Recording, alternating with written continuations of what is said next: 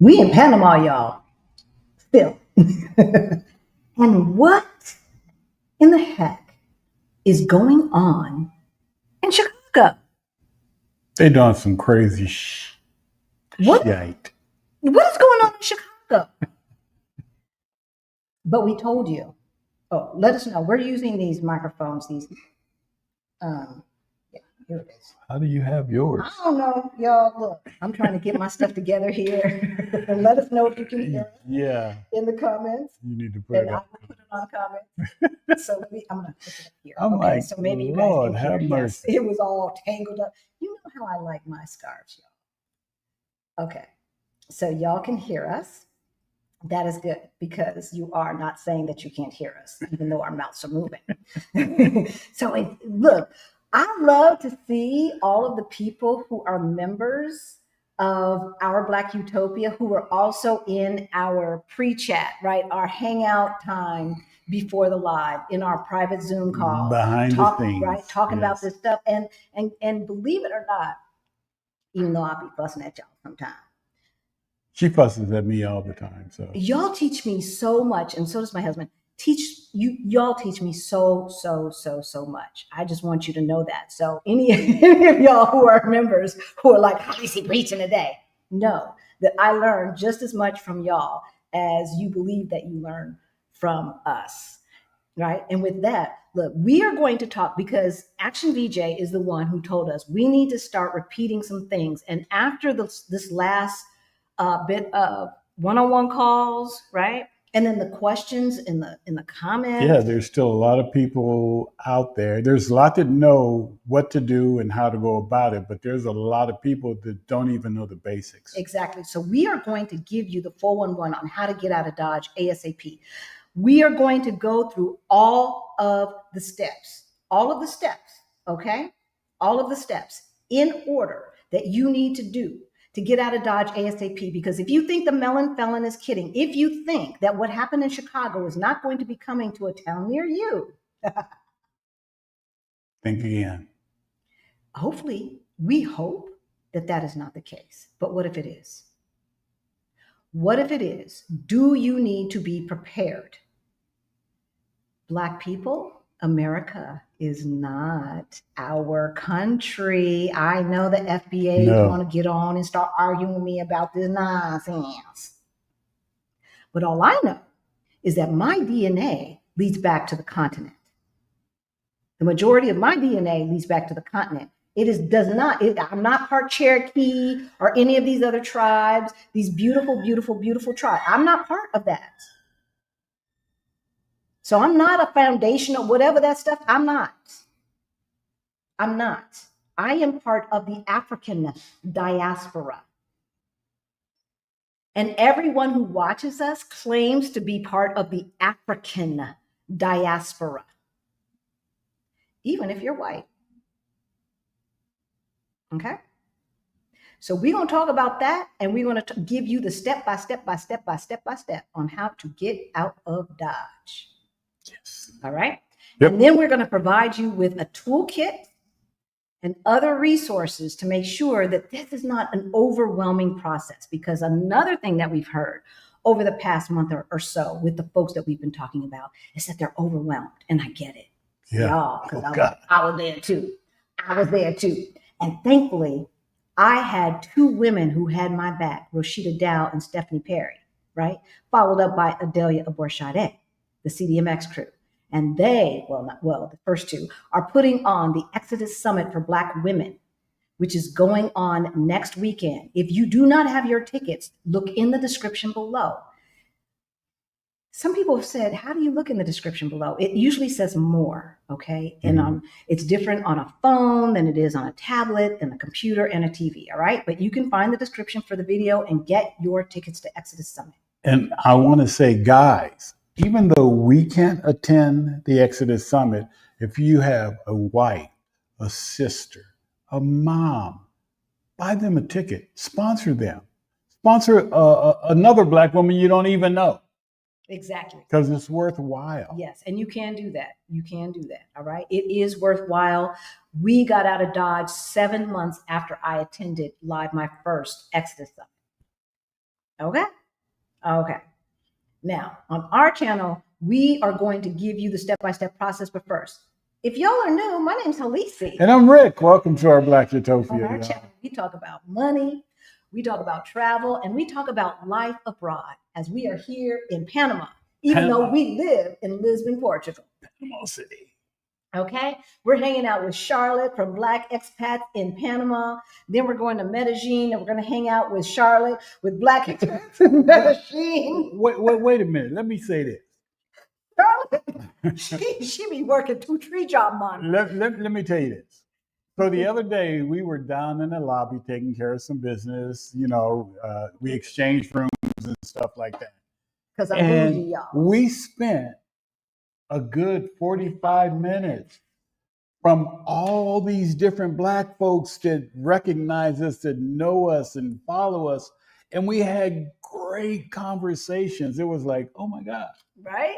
We couldn't get out of the We lobby. couldn't get out of the lobby. And I know those are Charlotte's people. Oh yeah, you know they are.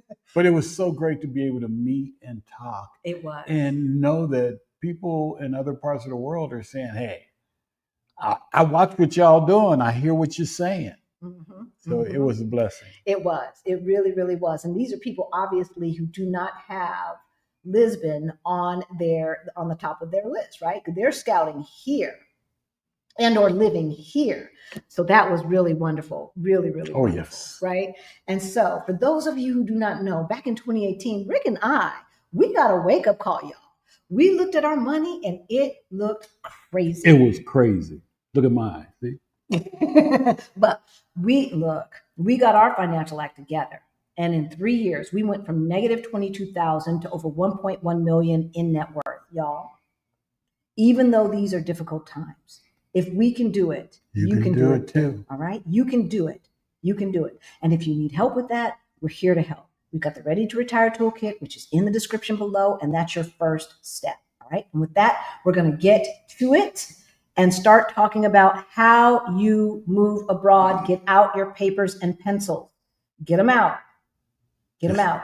It's time to get out, y'all. All right. And then we will start taking questions and say hello to the folks who are in the chat. But first, we're going to give you the first assignment. So let me see if you have a question. No. Oh, by the way, this is Sunday, y'all. So for those of you who are watching from the future, hey. On Sundays, there it is. On Sundays, it's more like a town hall, and we do take questions and talk to the audience, okay? Thursdays are our Thursday shorts. It's usually going to be under a half an hour. And then on Sundays, we go until we finish. That's what we do. That's what we do, right?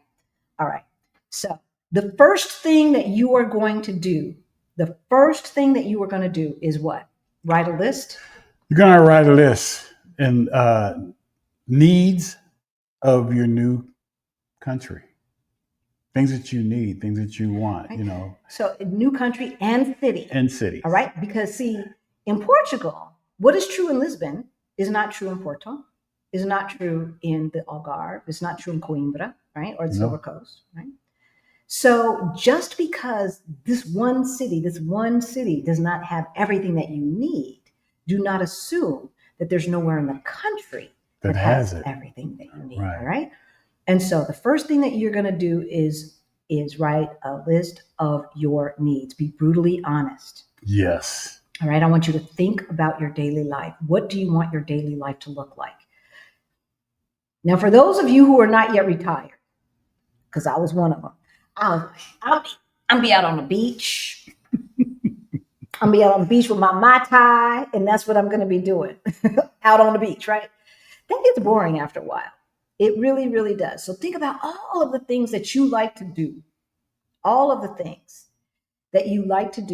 and then think of all of the things that you need to have. So for me, one of the things, that I needed to have is I needed to have a lot of theater and live music and all of those kinds of cultural things. That's the one thing that I needed. I needed to have a good sangria spot. He didn't even know what sangria was, really. I did too know what sangria was. Really was. Talking all that yakety smackety. He needs. All right. But seriously, maybe having a good place to hang out with friends after hours, right? Even though you're not working, but in the evening, maybe that is a thing that you need. Maybe it's a thing that you need to blend in and not look like a tourist or an immigrant, right? In America, it's easy not to know who is an immigrant before they open their mouth because it is a country of so-called immigrants.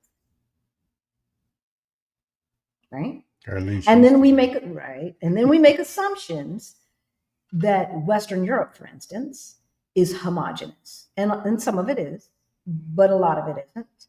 And other countries are homogenous. And some of them are, and some of them aren't. And some of the cities are, and some of the cities are not. Okay. And so don't make assumptions before, do not, what did my mommy used to say? Do not have contempt prior to investigation. That's what she used to say.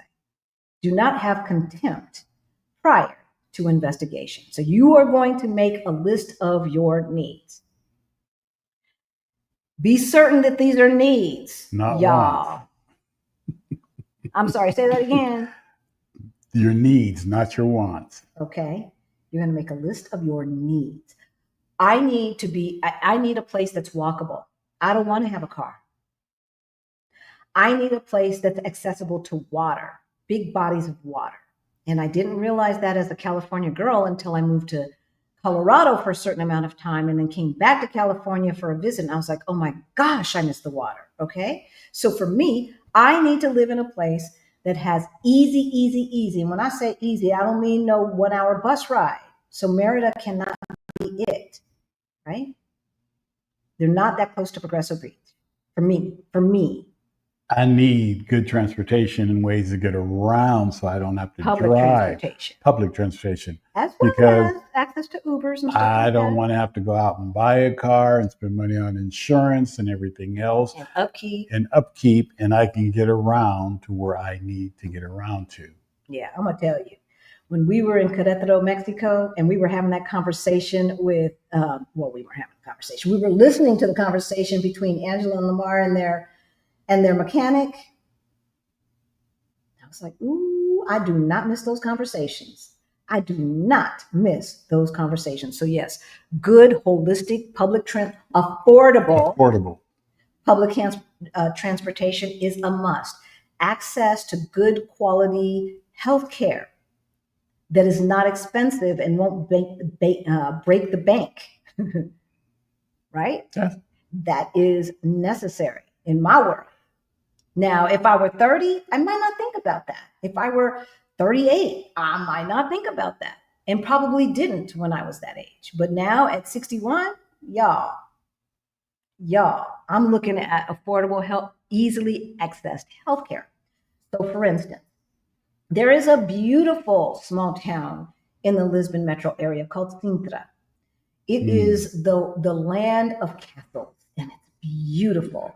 Like you've got the forest, the greenery, like you guys, like our members saw outside of our window. You've got all of that greenery with less humidity and less heat. And then you've got all of these palaces. It's like a fairy tale. It's a fairy tale land, y'all. With no hospitals in the town proper. And I had Portuguese young people arguing with me and saying, lots of, in Sintra, maybe Sintra in general, but not the little town of Sintra, not the cute little town. Right. The old town. No. How do we know? Because we had associates there of a certain age who needed to go to doctor's appointments and a little bit more than your 35-year-old, right? You gotta get and they around. were talking about there's no Ubers to get down to the public transportation from where they were staying in the hills, So all of these things you need to think about. Do you need an international airport? This is something that Adelia Borchade of Piggy Girl Travels hit me to that I didn't think about. We like to travel. What I'm not fixing to do before we travel is get on a train, right? To get to the train station to take an Uber to the airport. I don't mean a metro. I don't mean a subway. I mean like a regional train where you're traveling 2 to 3 hours, right? That's what we're not going to do to get to an international airport to fly out. That's why right now in this part of our life, we need to live in Lisbon Metro or some other metro area that has an international airport that goes pretty much everywhere, right? Porto is not an option for us. It's not an option for me because I ain't living up there with them expensive airline prices. And it gets colder, and it's too small, and it's hillier. But it's beautiful. But it's beautiful. Very I good. love Porto to visit. Now I'll hang out there for a week or two, but I don't want to live there. Okay. So make sure you know the difference between what you will put up with for a certain amount of time. Porto has good food, good wine, good vibes. It's hilly and it's small, and there's not enough of us. For me. But it's growing. It's growing. And our community is growing up there It's too. growing, yeah. Our That's what I meant by but it's growing. again, right? Think about what you really, really need, not what you think would be a nice to have. Okay. Hey, Abdul, good to see you in the chat. Usually you are watching from the future. So it is good to see you. I even saw. Who else did you see? All right, we're going to take a break and then we're going to get to the next step. But what we're going to do is look at what you guys are talking about. And if you've got questions or a comment that you want put on the screen, you know I the saw deal. the boss. Is LaBoss in the house? He's right there. Oh, there he is. The boss. Boss. I'm just saying. And not white baby Jesus either. Not that white baby Jesus, the real Jesus. Good to see you. Good to see you in the chat. Good to see you. We miss our Portuguese family. And there's a Crawley. There's a Crawley in the house? There's a Crawley right there. Wait. I decided to leave November 5th. First of all, Ina, are you related to my husband? But it's hard and I'm not retired yet. I have more than 10 years to go. I want to be gone within 2 years or less. Okay, y'all. So if money is the issue, we're going to talk about this. If money is the issue, the first thing that you need to do, Ina, because Ina sounds like a female name, and I'm not sure, and I apologize if it's not, is you need to sign up for Exodus Summit, because this year, Exodus Summit is all about move abroad money. How you make that, how you maintain yourself abroad, okay? If you're not yet at the age where you've got a pension or Social Security coming in on a regular basis, then one of the things you're going to be thinking about is that income, right? And we're going to talk about that. There she is. Look, you know how Charlotte rolls. You know how Charlotte rolls, okay? If you are coming to Panama, we're going to interview someone else who's doing some stuff as well. But if you are coming to Panama right now, Charlotte is the hookup. All right. Charlotte is the hookup. Oh, yeah. All right. Let's see what y'all are talking about. Ooh, I missed some. I'm sorry, y'all. Let me go back to the top. And we're not in our studio right now. Y'all know that. So I don't have all of the tools. So if you see the camera shaking a little bit, I'm sorry, y'all. I'm not trying to make you get seasick or motion sickness or anything like that. Okay. These are 3 little Q's. Okay. You got to put a capital Q, baby, for me to really, really see it. My wife and I are headed to Panama next month. Give us some insight into your experience there. Okay. So first of all, you need to hook up with Charlotte. Yes, you have to. Period. She is Black expat in Panama. I want to say in Portugal. In Panama. She is Black expat in Panama. All right. And she has got all of the hookups. And here's the thing. And this is why she's got a unique experience. Her husband's Panamanian. All right. So they've got the inside connections and they've got the expat experience, learning how you've got to do this as an immigrant. Mm-hmm. All right. And so the first thing is connect with Charlotte, a Black expat in Panama. We have interviewed her. For all y'all who are in Panama, we're going to have a meetup with her on Wednesday. So you must come out for that and say hello, give us a hug, and we'll buy you a drink. But I knew it was going to be hot and humid.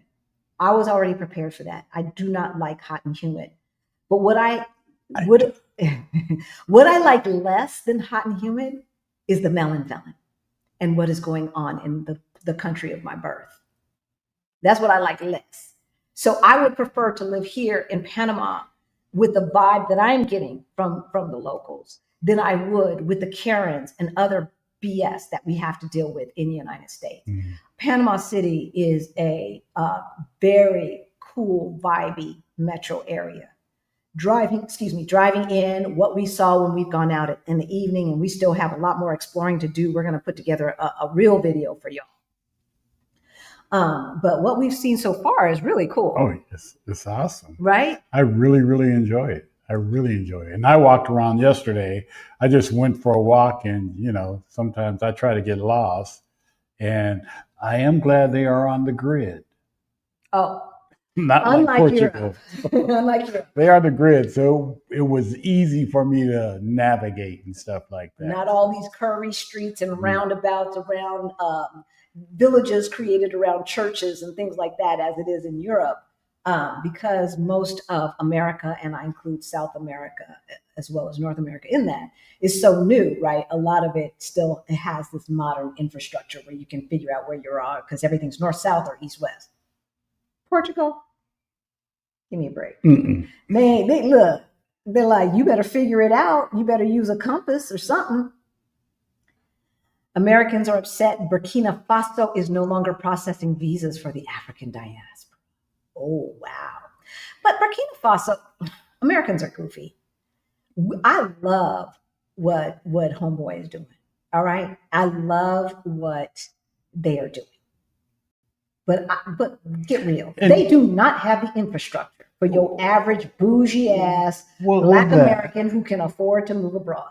That and maybe it's just a temporary thing for them to slow it down so that they can catch up. So they can catch up. Either way, y'all. Now, are they not processing residency visas or vacation tourist visas? That's the question, ABX girl. As far as residency visas, I definitely want to visit that part of West Africa. But I know, I don't even have to go there. I know that they don't have the infrastructure to support my bougie ass. They don't. Not yet. They're going to get there. I know they're going to get there. And they might get there in my lifetime. Maybe even sooner than I think. Because, brilliance, right? But they're not there yet. And I ain't ready to live like... We left the United States as Black people so that we could live a life of ease. Right. We did not leave the United States to go struggle someplace else. And when I say struggle, that doesn't mean necessarily struggle financially or culturally. Sometimes it's just struggling with an environment that is not as sophisticated as what we're used to. And that could be a struggle. And I'm not about that life. Not at this age. No. No, ma'am. No, sir. What about you, baby? Nope. No struggle. Right? Like I'm through with that. Struggle too much as it is. Exactly. I am through with that. So you see, we have got our beautiful folks helping us out, Greta and Action VJ. Look at their links because they're giving you all the links that you need. Thank you. Now, wait, it was you that said that Panama was not bougie enough for me. And when we went into our first hotel room and I started looking around, I was like, I was on Airbnb and I thought of you. Oh my God, I thought of you. I was like, oh my God, she can't be right. And so we ended up staying in the same hotel and just upgrading our room and asking for a discount on that upgrade. Yes, because that's how I roll. Hey, from Playa del Carmen, good to see you. Y'all, we were talking about this. We were talking about this in the behind the scenes chitty chat that we do with our Black Utopia channel members, right before this. And y'all, listen to Dion. Do yourself a favor, yeah. America needs to feel the pain. Even if you're thinking, look, I cannot move for another 2 to 3 years. Maybe that's because you're buying too much unnecessary shit.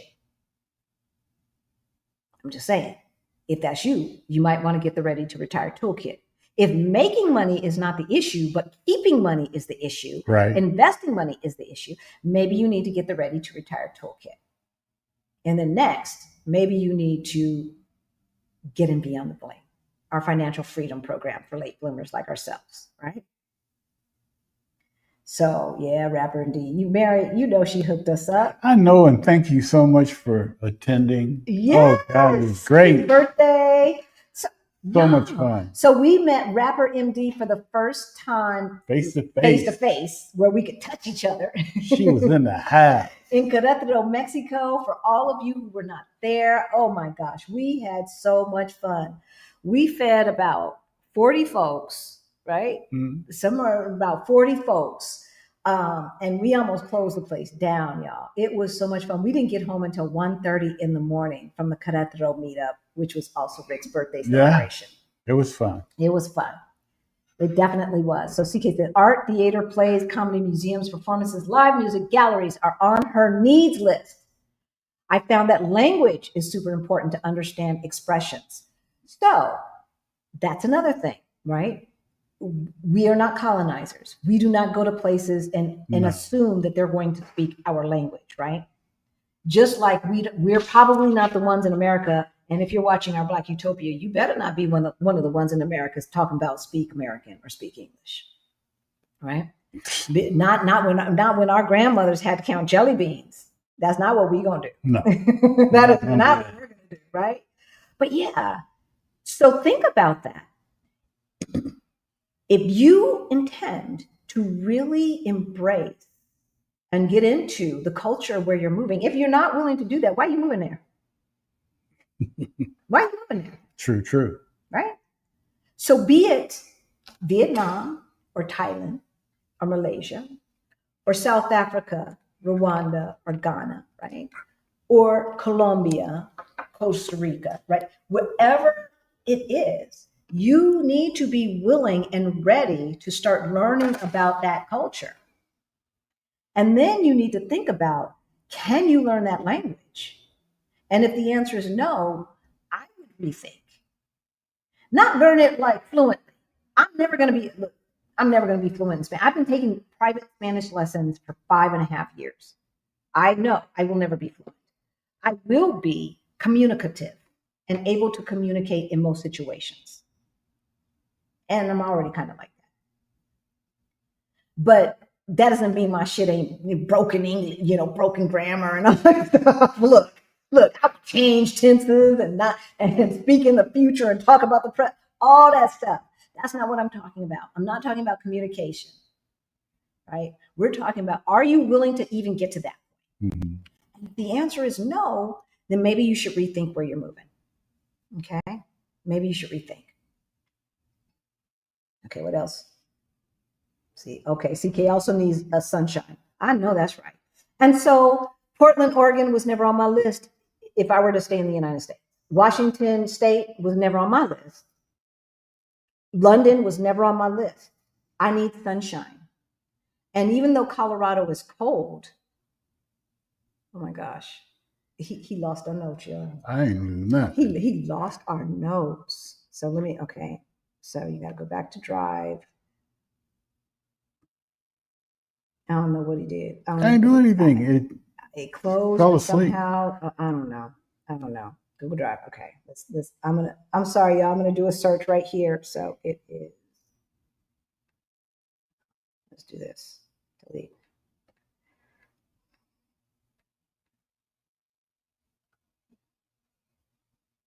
There it goes. I don't know. I don't know why it closed. I don't know why it closed. I know why I fell asleep. All right. Let's move on. So CK needs sunshine. Let's go back and say airport access, right? That's just like I just said. Hey, Antonia, we missed you last Thursday. It was late. I don't know where you live. It was late, but we definitely missed you.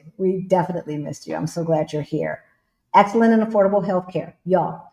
Healthcare. This is one of the big questions that we always get. It is always but what about the healthcare? Especially folks who are new, right? Yeah, but what about the healthcare? As if the United States has good healthcare. The United States healthcare sucks. And it's expensive on top of that. The healthcare in the United States is not good. And I don't care what list it's on, even if it's number 35 or 36, it's not good. It is not good, y'all. Okay? So erase that from your mind. Now, it's not affordable. So erase that from your mind. What I have found is that healthcare in most of the places that you see us moving to is not only better, but more affordable, more accessible. All of the above. So for instance, those of you who have been following us for a while know that back in June, I had surgery. I had surgery for something that they found in a routine investigation and a routine appointment.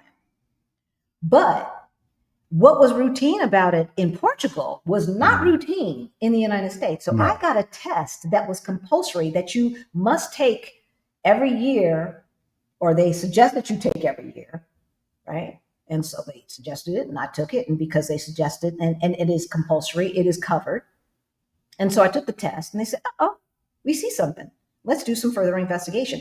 They would not have done that test until I was in pain in the United States. Yeah. Because women's healthcare specifically is bottom of the totem pole.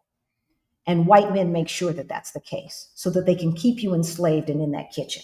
Let's not get it twisted. Healthcare outside the United States in general is better and more affordable. I'm just saying. So,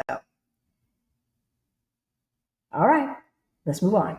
So after your needs, the next thing that you want to talk about and the next thing that you want to write down, be it by yourself and or with your partner. If you are partnered, I suggest that you write the needs and wants separately and then come together for a joint needs and wants. Okay? Because we want to make sure that both folks are happy. And oftentimes, when we're trying to convince somebody else to do something, we will negate some of our needs and wants to convince them to do something. You know what I mean? So if, for instance, being near water is one of your needs because you realize physically that makes you healthier, but your partner is like, whatever, then the answer is not for you to say whatever. The answer for you to say is, okay, well, I need water. So if you don't care, then it's water. So water is going to be on our needs list, on the joint needs list. Right. You see what I'm saying? That's what I'm saying. Don't give it up and then move and be unhappy and resentful if you're partnered. That's what you don't want to do, right? So there's 339 folks watching. Are all of you subscribed? Have all of you hit that like button? So the wants, these are the things that would be icing on the cake, right? Oh, yeah. These are the things that you want, but are not absolutely necessary for your everyday joy. So for instance, wanted a Spanish-speaking country, but didn't need to be in the Spanish-speaking country. So when Rick came to me and was talking about, what about Portugal? I was like, look, you said Spain, so I started learning Spanish. And now you coming up to me with some Portugal stuff. Now, thankfully, unlike my mom, I realized that there is a difference between Spanish and Portuguese, and that Portuguese is a language. my mom was like, don't they just speak Spanish there? I'm like, no, mama. Nope. And don't go talking and don't go saying that either, because they will get very upset about that. So yeah, I knew that Portuguese was a different language. And I was like, look, I've done some learning and spent some money and time trying to do this because you said Spain. Hey, I changed my mind. And I'm glad he did. I'm actually glad he did. And so what I did was I did a Google Earth walk around Lisbon. And I realized I could read the signs, that Portuguese was so similar to Spanish that for the most part, I could read the signs. So I continued learning Spanish. And I was like, this is going to help me. And it has. And it has. So yeah, that was a want, but it was not a need for me. It was not a need. What else would be a want? some people say being in an English speaking country, but that's, that definitely was never on the list. A need for me was to be in a certain amount of distance from my mom and dad. For those of you who are in the sandwich generation, that was a need, right? A want was for us to be off of the North American continent. Mexico is North America, y'all. Right? Central Panama is North America, y'all. Central America is still part of the North American continent, believe it or not. So yeah, my want was to be off of the North American continent, but it was not a need. No. Right? It was not a need. Yeah, I could go on, and I'm sure you can too. Okay, so now what are you going to do? Now that you have your list of needs and wants, because we got questions, the questions that we were getting were so basic that we want to make sure that every single one of you knows exactly what you need to do. And you can start working on some of this stuff now, even if you are a year out, okay? Even if you are a year out. So once you have your list of needs and wants, included in that is going to be a number. You need the city to be under this amount per month of living expenses, or this amount per year, however you want to calculate that, okay? That's a need. I need this to be under $3,000 a month living expenses for everything. Or I need it to be under $2,500 with a buffer. Or I need it to be $1,500. Whatever that number is, what you're going to do is in the Move Abroad Toolkit that you're going to get, which is in the description below, you are going to get access in the links to the databases that we use to study the cost of living for cities around the world. So do your research for country shopping. Exactly. And then they're going to look at the four main expenses, which are housing, food, transportation, and healthcare. So that's the basics. You're going to start there. Housing, food, transportation, healthcare. In general. Okay? And then round it up by 10%, just in case, because why not? All right? So you're going to get those numbers, and you're going to compare them for all of the cities that you're looking at.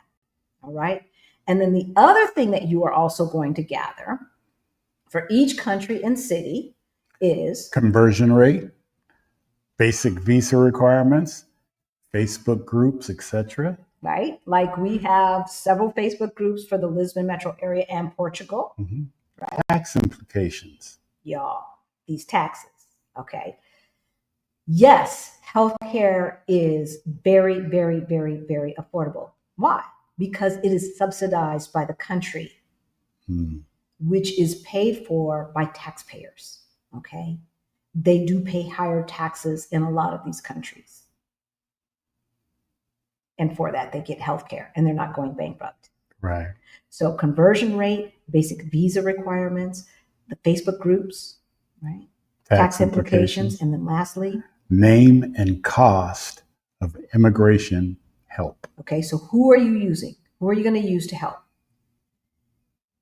Those of you who are feeling overwhelmed are trying to DIY it. You're trying to do it all on your own. If you are not well traveled, if you're not on your second passport of stamps, don't DIY this. Do not. If you have never lived outside of the country on your own, not with a company, not with the military or anybody else who's going to do all that stuff for you. It will be overwhelming. Yeah. Mexico's easy. I did it by myself. I did Mexico, but I did not do Mexico on the Mexico side by myself. We hired someone who also is in the description below. If you want to email us, we'll give you that information. So we hired someone in Mexico to talk to the immigration people so we didn't have to. And to tell us stuff that we didn't know. Like, for instance, and here's another reason. These are the things that are not written down anywhere. So when we had our little meeting with our immigration person in Mexico 3 years ago, and we showed up, one of the things that she said to me was, do not wear that tank top and do not wear those shorts. Now, we had already planned to come dressed for business like we did when Yeah. we showed up at the consulate in America. But obviously she's got to tell people this. So when we show, and she was serious and they are serious. And so when we showed up, what did we notice? We noticed when people came, well, there was a group of people that were there, a couple people, for their appointments, and they came exactly how she told us not to come. Like they were coming from the beach. Yeah. And they got sent away. They got sent away, y'all. These palm-colored people, in all of their hubris, showed up to a government office like they were going to the beach. Why am I looking at boobs and booty cheeks? Why? Old ass boobs and booty cheeks. Why? I don't want to look at that stuff. And they don't either. And it's disrespectful, right? So little things like that, she told us. Yeah. I mean, it's common sense. We would have showed up the right way anyway. But just in case, you need to know this stuff. You need to know this stuff. One of the vendors that we use, it's not yet in the description below, but Bonita's talking about it in the chat.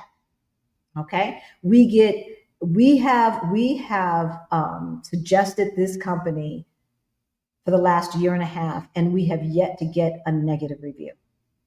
And it is the only company that we have yet to get a negative review. So Anna and Zach, if you're listening, keep it going. Keep it going. All right. So you're going to do the conversion rate, the basic visa requirements, Facebook groups, tax implications, the name and cost of your immigration help, right? You're going to collect that information. And then for every single city, you're going to do the housing, food, transportation, and healthcare costs. And all of that can be found in databases. Go ahead and add 10%, add 15%, especially if you're not moving for a little bit, right? The next thing that you're going to do, and then we'll get to some of your questions, is you are going to create a visa checklist. All of this stuff is in our Move Abroad Toolkit. You're going to create a visa checklist. Every single country, and we suggest that you try to get residency in as many countries as you can. Mm-hmm. Well, why would I do that? If you've been watching, then you know we as folks from the diaspora, especially African Americans, especially. Why do I say that? Because the culture, the pop culture of the globe was created by Black Americans. That's why. That's why. The pop culture of the whole entire world is based upon us. We know that. Why are they rapping all over the world in all these different languages, right? We created that. So we are targets. And because we are targets, we have to be especially careful. And we have to make sure that we are remaining nimble as the chosen people. I'm just saying. That's what my mama said. My mama said we were the chosen people. I believe her. She 85. I believe her. All right. We are targets. And so we have to be especially careful as white supremacy makes its last gasp.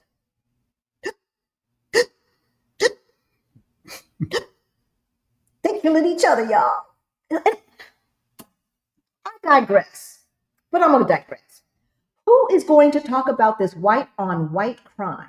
There is an epidemic of white on white crime, and I want the white leaders to get control of their community and stop all of this white on white crime. Maybe he needs to send the Marines into those cities. Right? Well, he's sending them into Portland. All this white on white crime is out of control. I mean, one of their 32-year-old, 31-year-old, looking like 50-year-old leaders just got popped in the neck. And now they want to make him a hero, even though he was a bigot and a racist and, all that other stuff. Right? We can say that it was effed up the way he left and still say it was effed up the way he lived. Yes, we can. Si se puede. Thank you, Kathy. Kathy is a new member. You know what? I told Rick that we need to get a special sound for when new members join, like some kind of Some Boo, boo, kind boo, of, boo, some kind of sound effect or something.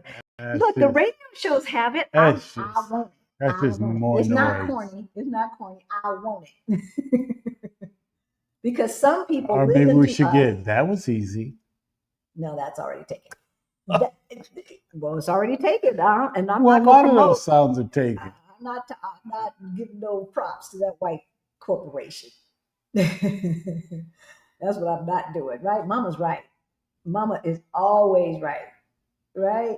I know that's right. So, Kevin, yes, y'all, Stay fluid. Yes, sir. because we don't know what's going on with this last gasp. We do not know what's going on. And I'm going to tell you, the folks in Europe are concerned about Putin. So if Portugal is your forever home, understand the geopolitical reality of that. Now, I would love for Portugal to be my forever home as it stands today, right? As we understand it today. But I don't know what's going on tomorrow. That's what I don't know. So, look, we're going to remain fluid. We're going to spend as little money as possible. We're not going to buy any unnecessary stuff. Right, right. And we're going to collect residency. Right. That's why we're here in Central and South America. We are checking out places where we know, okay, I could do this. Not number one, maybe number two, number three, number four, right? I could do this. We're going to be checking out some places in Colombia. Look, we're serious because the world is serious, because the melon felons serious, and because white supremacists are serious. So we are serious too. We are serious too. Thank you, Monica. Now, thank you, Monica. New members, you guys want to know how to connect with the community.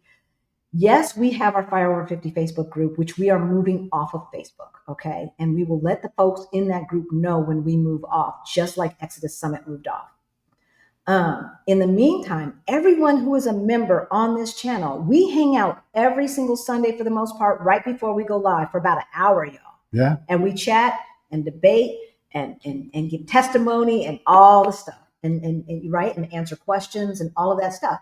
So, on our YouTube page, under the posts, you will see a link to the Zoom. Once you have that link, put it in your calendar. I change it quarterly, but it'll be good for at least 3 months, okay? So if you are a new member, next Sunday, we hope to see you in the chitty chat about an hour before we go live. Please come join us. Thank you, Monica, and thank you, Kathy. All right, let's move on. Visa checklist. And then we'll get to your questions. I haven't been looking, y'all. So here are the basics for the visa checklist. Use the sheet to make a list of all of your visa requirements. Right. The number one thing is bank statements. Move all statements, make them electronic, make them digital. Yeah. Download them, put them into one PDF, make them electronic, and start doing it now, because different countries want you to go back a certain amount of time. And depending upon your financial organization, your bank, your credit union, your brokerage account, they might not go back as far as the country wants. I found that out when I started trying to get some stuff from early 2024, y'all. And I couldn't get it just last month, okay? So be aware of that. The second thing you want to make sure you've got on your list are retirement account statements and or brokerage account statements. Right? Your 401k, your IRA, your brokerage account, all that kind of stuff. So you need your bank statements, and then you need your retirement account statements. Hopefully everybody who's watching has a retirement account.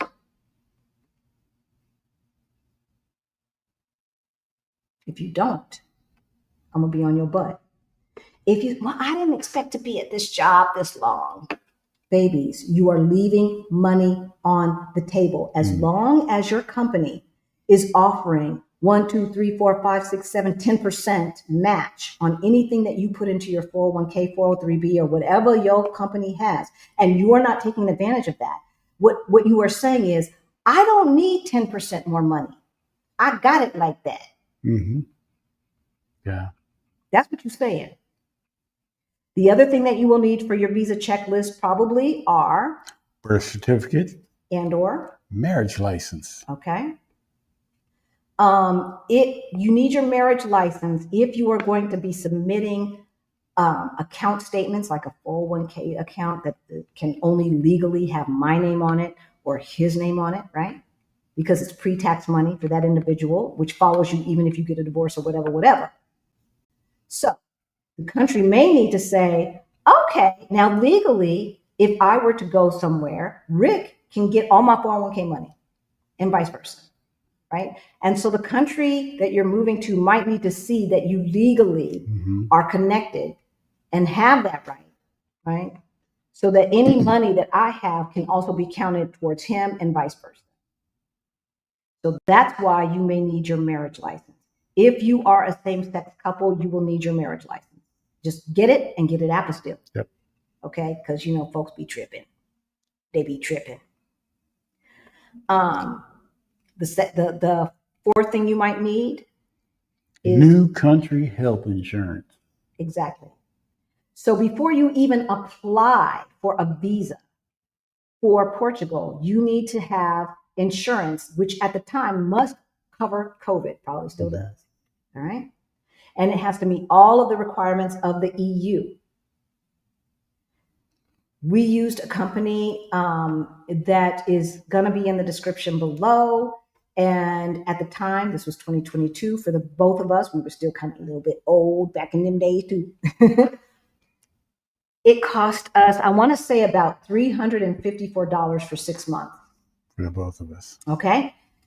Oftentimes, this preliminary coverage is more like tragic insurance than regular health insurance. In other words, oftentimes it doesn't cover like going to the doctor for a well check. It only covers going to the doctor because you're sick. Okay. But when you live in a country where you can afford to go to the doctor and pay out of pocket anyway, you can always buy more. Yeah. But it was not necessary for our application, which is another reason why you don't necessarily want to DIY this, because it probably says on the Portuguese website that your health insurance has to meet Schengen criteria. And they probably don't spell out what that is. Right? And so you're DIYing it, and you go to some place and they go, yeah, we cover this and that and the other. And you go, good, this is it, right? And then you go to your appointment and you turn in over your stuff and they say, no, you've got to get different insurance. That's what you don't want. That's just a waste of time and energy and money. Or you go and open a bank account and they say, oh, we sell insurance too. And you say, oh, at a low rate? Wow, yeah, sure, I'll take that. And it's nothing what you need covered. Maybe if you're 20. And in great health. It'd be okay. The other thing that you need in Portugal is a bank account and a tax number. That is not true with most countries, okay? It might be true with all of the countries in the EU, but it's certainly not true with any of the other countries that we have been investigating so far. Right. Okay? And then lastly, a lot of countries are going to require some kind of criminal background check / identity check. I don't think the FBI calls it a criminal background check, but if you Google criminal background check, it will come up. But technically, it's not a criminal background check. Yes, it is. They just want to call it something nice. They just want to call it something nice. They want to see identity reference check a criminal or not. They're checking your criminality. That's what they're doing. Thank you, Denise. Thank you, Denise. Welcome to the Utopian Love Fest community. All right.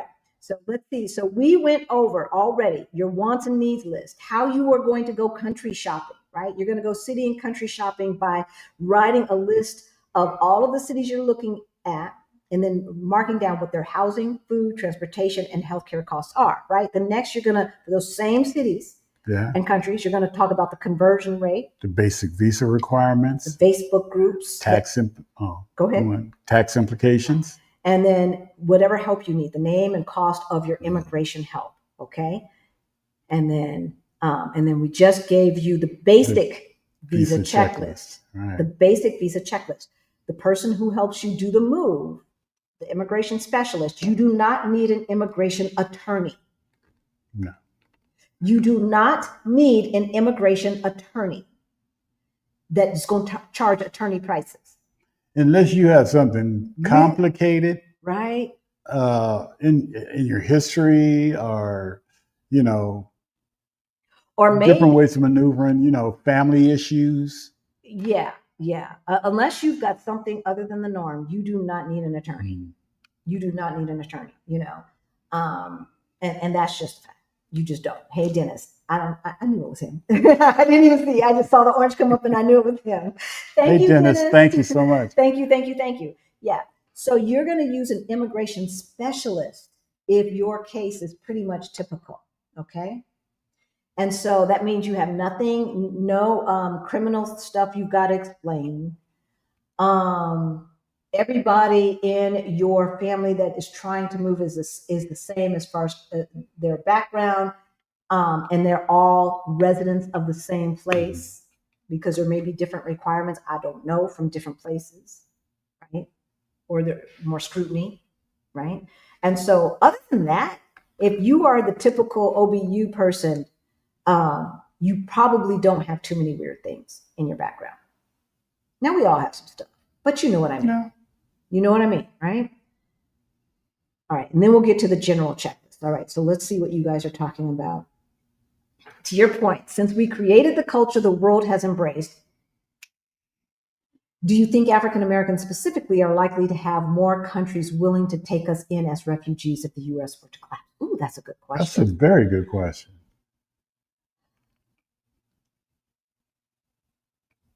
No.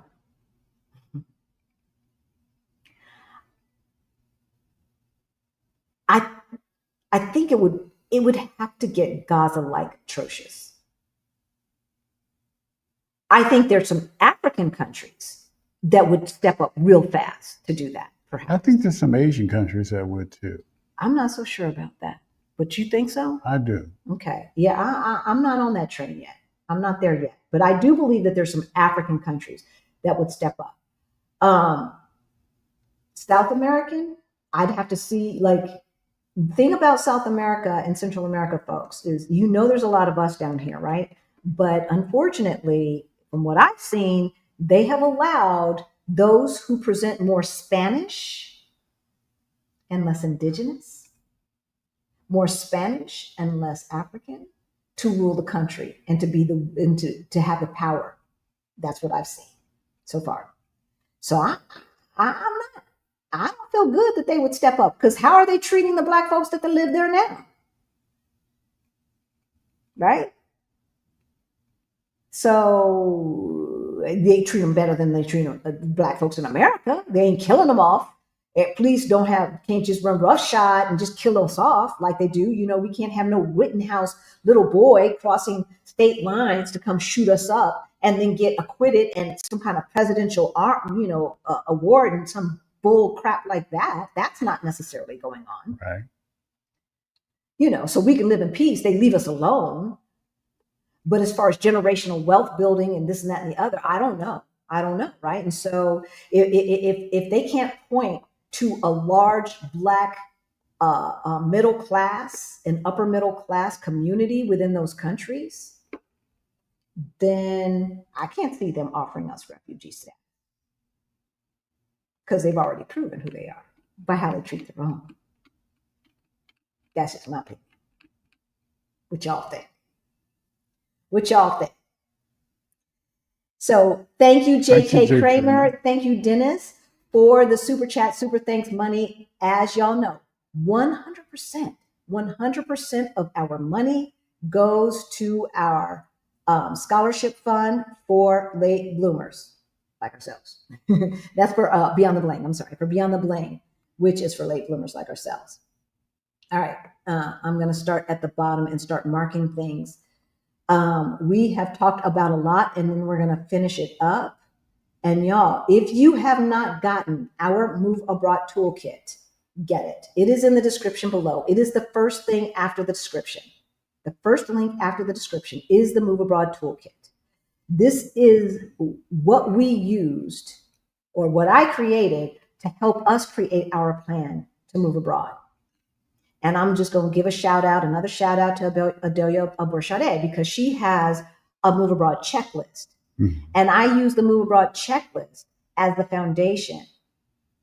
And then we created the Move Abroad Toolkit because the checklist was not enough for folks who were not well traveled. And we were well traveled for the average American, Right. but we were not well traveled for the average expat. No. Okay, let's not get it twisted. We were not. And so everything that we learn as newbies, as just the average traveled couple, we put into that toolkit. Okay. And that is in the description below. And you'll want to get that to help you create your plan. Y'all, you will not feel overwhelmed if you get the toolkit. I promise you that.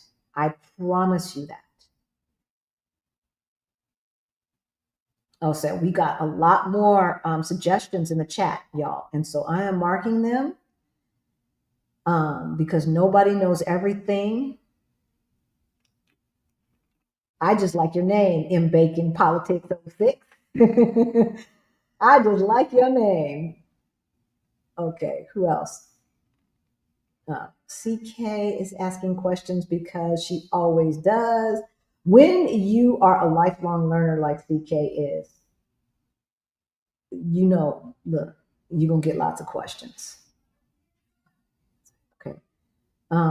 Yes, if you, Lord, we got Benita.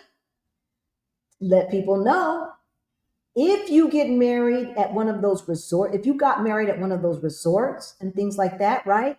In the Caymans, in Jamaica, yes. in the Bahamas, you did that, you did that thing. Start working on your marriage license now and get it apostille. And that's going to take some time. Yes. That's going to take some time. So Benita is in the chat. She is going through it. Okay. I believe that was you, Benita, who had to go through that. Look, I didn't know. I did not know, because we didn't do all that. We just went down to the courthouse. So, but yeah, these are the things that you are not thinking about, and which is why it is so important to be in community and why we do what we do. Right. This is why we do what we do. Okay, I think that, no, I have not, because I'm seeing some questions that I haven't gotten to. Okay, got Monica, a new member. I'm sorry, this thing is bouncing around, y'all. Is rental insurance a thing outside of USA? We don't have rental insurance. No. I'm going to write that down. You got to write that down. And do some research, CK, because I hadn't thought about that, to be perfectly honest. And I hadn't thought about it because we're in a furnished apartment. And so a good portion of the stuff is not even ours, right? But our clothing and our equipment and all of that stuff is in there. So I should have. So I'm going to make note of that right now. Rental insurance. Okay. So we will get you some answers on that. Of course, anybody can Google it. But inquiring minds want to know. Mm-hmm. It was so good hanging out with you in Querétaro. It was so good hanging out with you in Querétaro, Gwen and Derek. So they say community is really important, right? You don't want to feel as isolated in another country as we feel now in the U.S. And you might not know that you feel isolated in the U.S. and you don't realize it until you leave. Yeah, seriously. No one could have told me that I was isolated. I'm sitting on all these boards and I have all of these friends, right? But my good friend, a real friend, when she looked at my birthday video from last year and saw all of the folks who were there to help me celebrate that milestone, and she said, "Oh my God, Halisi, you have more people there than you probably would have had here in Colorado after 20 years of living." And that's the truth, right? And so even though you might not feel isolated, I'm just going to tell you, when you move abroad, it seems like 80 to 90% of the other folks who have moved abroad from your home country or from a country that speaks your language has the same mindset. Yeah. And there's a connection. It's true. I don't know what it is. Not every single person, but mostly every single person. Okay. This is what we need to do when we go to these immigration appointments. Okay. We're not white, and the world is still white, and the world is still ruled by white supremacy, no matter what country.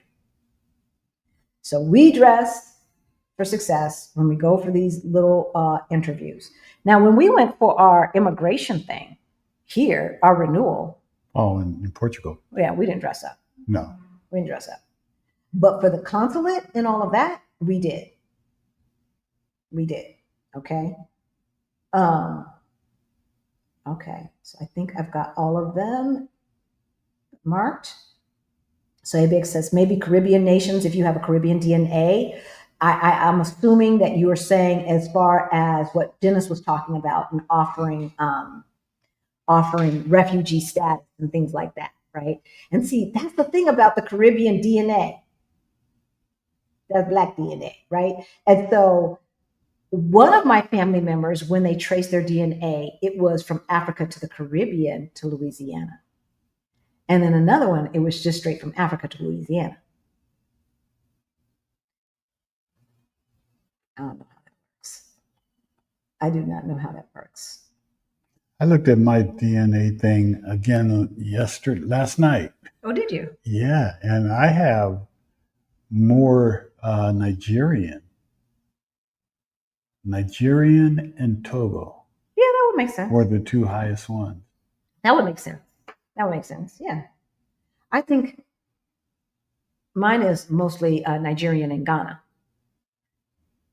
So, yeah, that makes sense.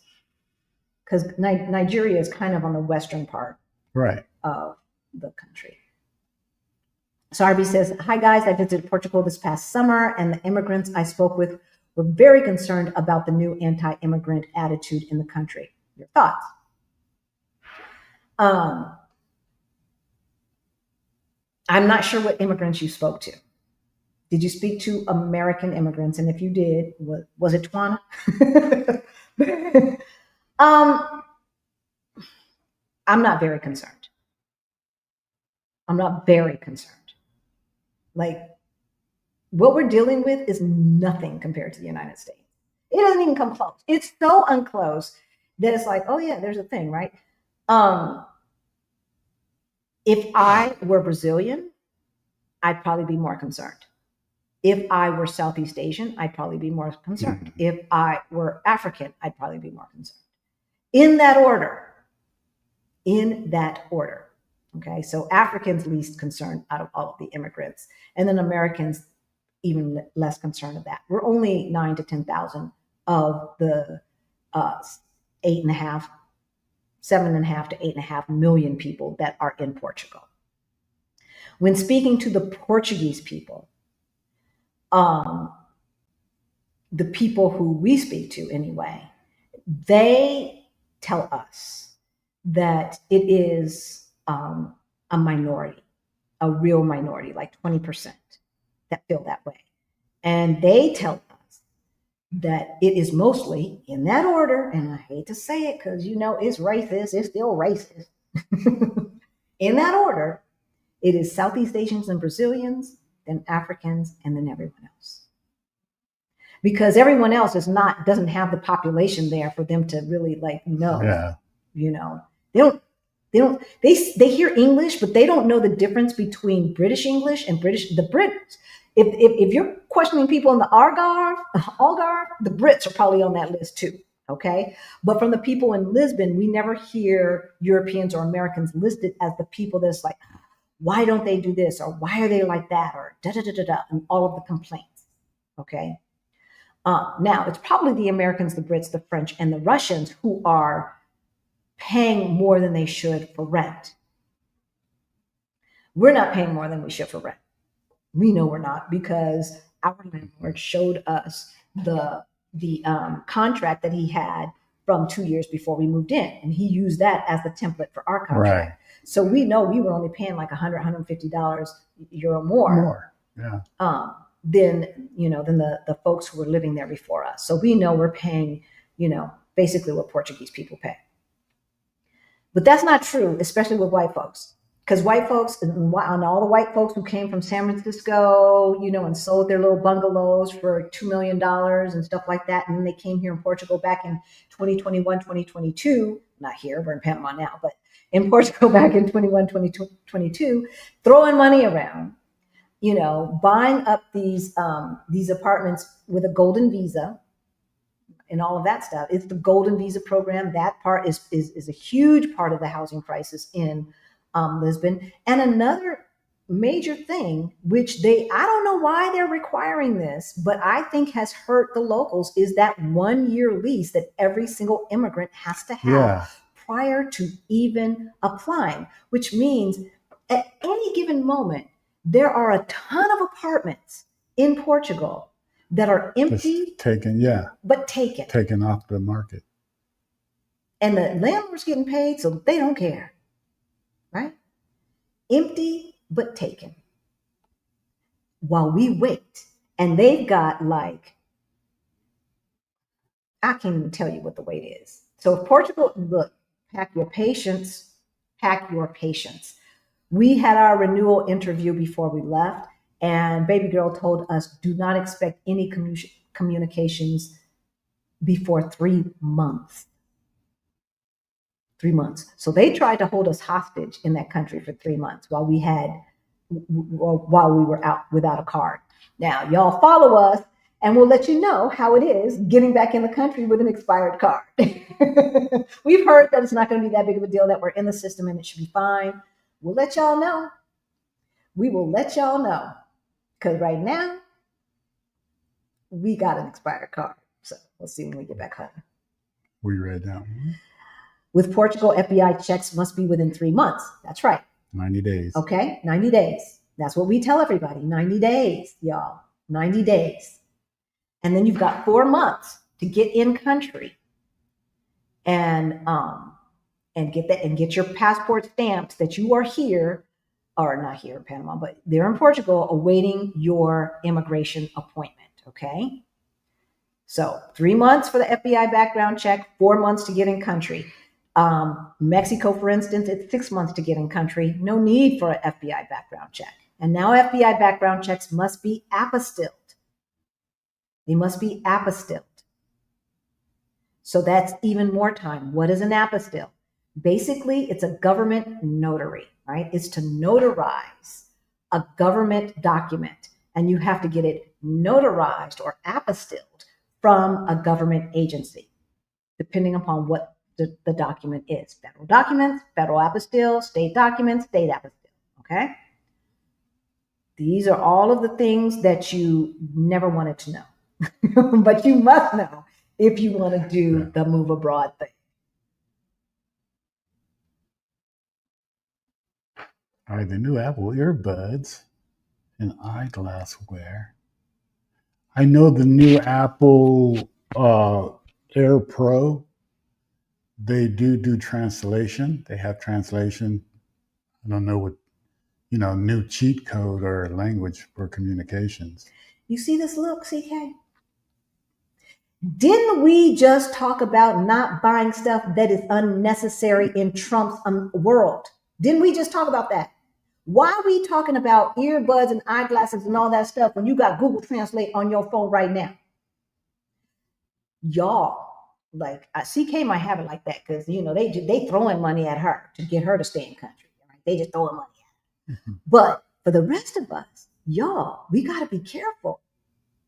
If you've got a fixed income and you're not as smart as CK, right? You ain't, because CK got it going on, right? If you are not, look, the rest of us, we've got to be careful. We can't be spending money like we did 3 years ago. Even if you've got it like CK, right? We cannot be doing that. Now, I don't know CK's finances, y'all. I'm just talking outside my head. But we cannot be doing that. And even though these things sound like if you can get somebody to send you some for free while you do a review, hey, I ain't mad at you. But we are not spending extra money. That's what we're not doing, y'all. Seriously. seriously, because we're going to start to see, we haven't seen it yet, but we're going to start to see our brokerage accounts go down. We're going to start to see our 401ks go down in value, okay, as the dollar is going down. Right now, as we speak, Rick and I have lost 15 to 17% of our wealth if we were to translate that into euros. That's not our fault. That's white supremacy fault. We had no control over it. White supremacy had control over it. And they decided that they wanted to elect a 34-count felon who has bankrupted a casino to be the CEO of the supposed richest country on earth. And he's bankrupting America, just like he bankrupted everything else he's touched. Okay? So all these little goody gadgets, you better make sure it's in your budget. And you got to prepare for the value of your dollar going way down. How far down? Let's think. Back in 2008, 2009, 2010, it was 64 cents to the euro. 36% loss in wealth. 36%.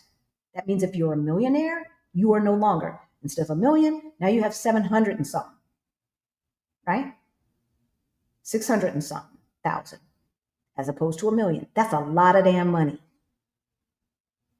So that's how bad it can get, folks.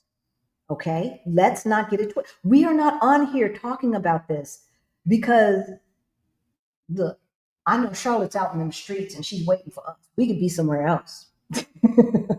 But it looks a lot different when you're on the outside looking in to see how bad America now is.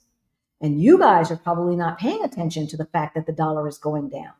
Some of you are, but a lot of you aren't. And so, I don't know. When we got Mexican residency, it was 20 pesos to the dollar. Now it's something like 17, 18 pesos to the dollar. Yeah, it's only 2, 3, 4 to 10%, whatever. But every dollar counts. And that means if your rent was $1,000 a month, now it's $1,100 a month. Now it's $1,200 a month. Something like that, right? That's what that means.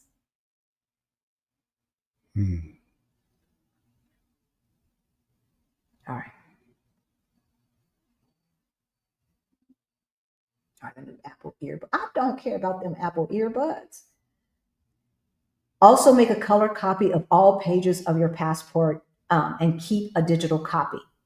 I just had to submit all pages to Spain. Okay, that's good. Yeah. So Portugal doesn't even require that. But they do require, if you're not going to leave your passport with them, they do require a copy of the main page of the passport that is apostilled. And then see, again, this is why you want to get an immigration specialist to help you, because they make changes all the time. Yeah. You know? And when we were checking out Spain, they did not require that 3 years ago, but apparently now they do.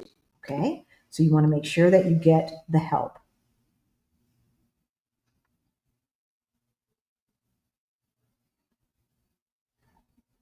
I will confirm with my new job that they cover us overseas. For some of you, like our youngest son, you can transfer. And when you transfer, if your job says that health benefits are part of your Benny package, then health benefits are part of your Benny package. And that means they have made what am I trying to say? They have made a process for you to obtain insurance the local way, or they've already done it for you. Right. They've already done it for you. Okay. And that's what we hear. And Benita says, and that's why it's good to use a service like Start Abroad. Right. We will have a link in the description below. OBU people get a discount. Okay. So if the description is not there now, it will be there in the future as soon as we finish with this live. So yeah, Allison, look, let's let other people do the hard work for us. Do still documents expire like FBI background checks? That's a good question. An apostille document will expire if it would expire without the apostille. So a marriage license will not expire, but an FBI background check will. If bank statements, they don't expire, but they'll want new bank statements if that's something that has to be Because it apostilled. can change. Because they can change, right? A marriage license is not going to change. A birth certificate is not going to change. So I'm sure, CK, you already knew the answer to that. You just wanted us to answer for other folks. How long does a marriage license need to be apostilled? How long does an apostille is an apostille? It's like a notary. Once it happens, it's done. Okay, and I think we kind of answered why that is the case in the previous question. We still don't have our marriage license back from Jamaica. Y'all, do not assume that every place else is as efficient, fluent, as the United States. We still haven't gotten our 2023 tax return. We haven't gotten the money back. Okay, I don't know what they're doing at the IRS. I don't know what they're doing. So when we say efficient, it's all relative, right? Because IRS right now is tripping. And when I talk this week, I'm gonna be talking to our person saying, "Where's our money?" And oh, do we get interest on that money since they've held it? Yeah, that would be a no. Should we go ahead and have those documents apostilled ahead of time? Yes, yes, yes, Shanora. Any document that does not expire, that is permanent, have it apostilled as soon as possible. Just do it now, right? If you've got a notarized, let's just say a notarized copy of your passport, and your passport still has it doesn't expire for another 7 years. Why would that expire before the 7 years? Right. That's your passport for the next 7 years. It has already been notarized. It has already been apostilled. Why does it need to be apostilled again? That don't make no sense, right? So do it now. For all of the things that don't expire, do it now. She's just reiterating. I saw that earlier. That's why I started talking to me. I was like, look, y'all, oof, Lord. Just listening to their story and hearing all the complications, we don't think about these things. Because I would have loved to have had a destination wedding, right? We all would love to have a destination wedding, but now we're hearing that some of the nightmares. So it probably makes sense to go ahead and just go to the courthouse and sign the paperwork in your country, in your state, in your city, and then go have your destination wedding. So then you've got a U.S. marriage license, and you don't have to worry about it.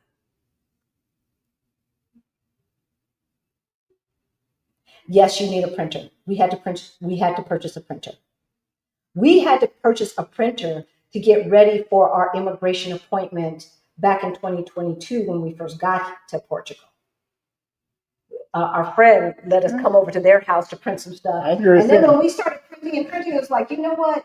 This ain't cool. Let's just go with it. I was going to say, unless you got somebody you know that has the printer, or you can take it to I don't know. It's hard to find Kinko's and places like that. Stuff like that here. I mean, you can find them. There's no bubbles in this.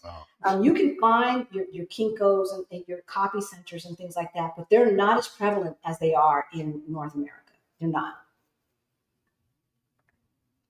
They're staples. They're staples in Portugal. They're staples. Our Office Depot down here. Staples and Office Depots in Mexico. Yeah.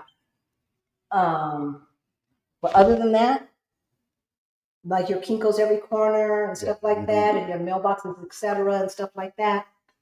I see one mailbox, etc. Or even their versions of a mailbox or something like that, right? They just don't exist. Yeah, we've got a mailbox, etc.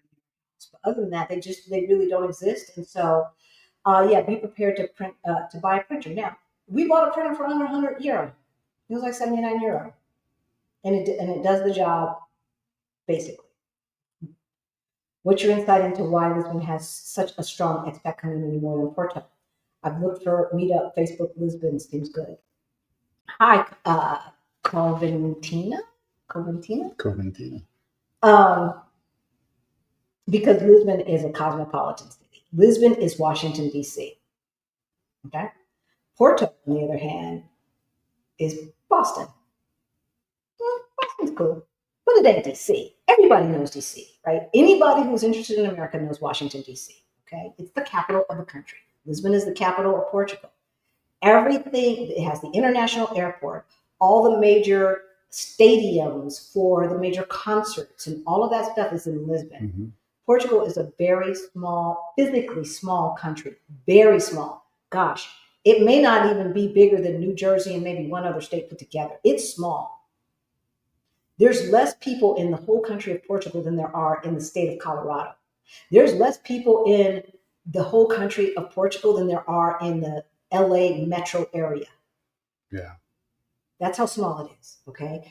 And so then if you look at that, then Porto is teeny weeny to me. Even coming from Denver, Porto is teeny weeny.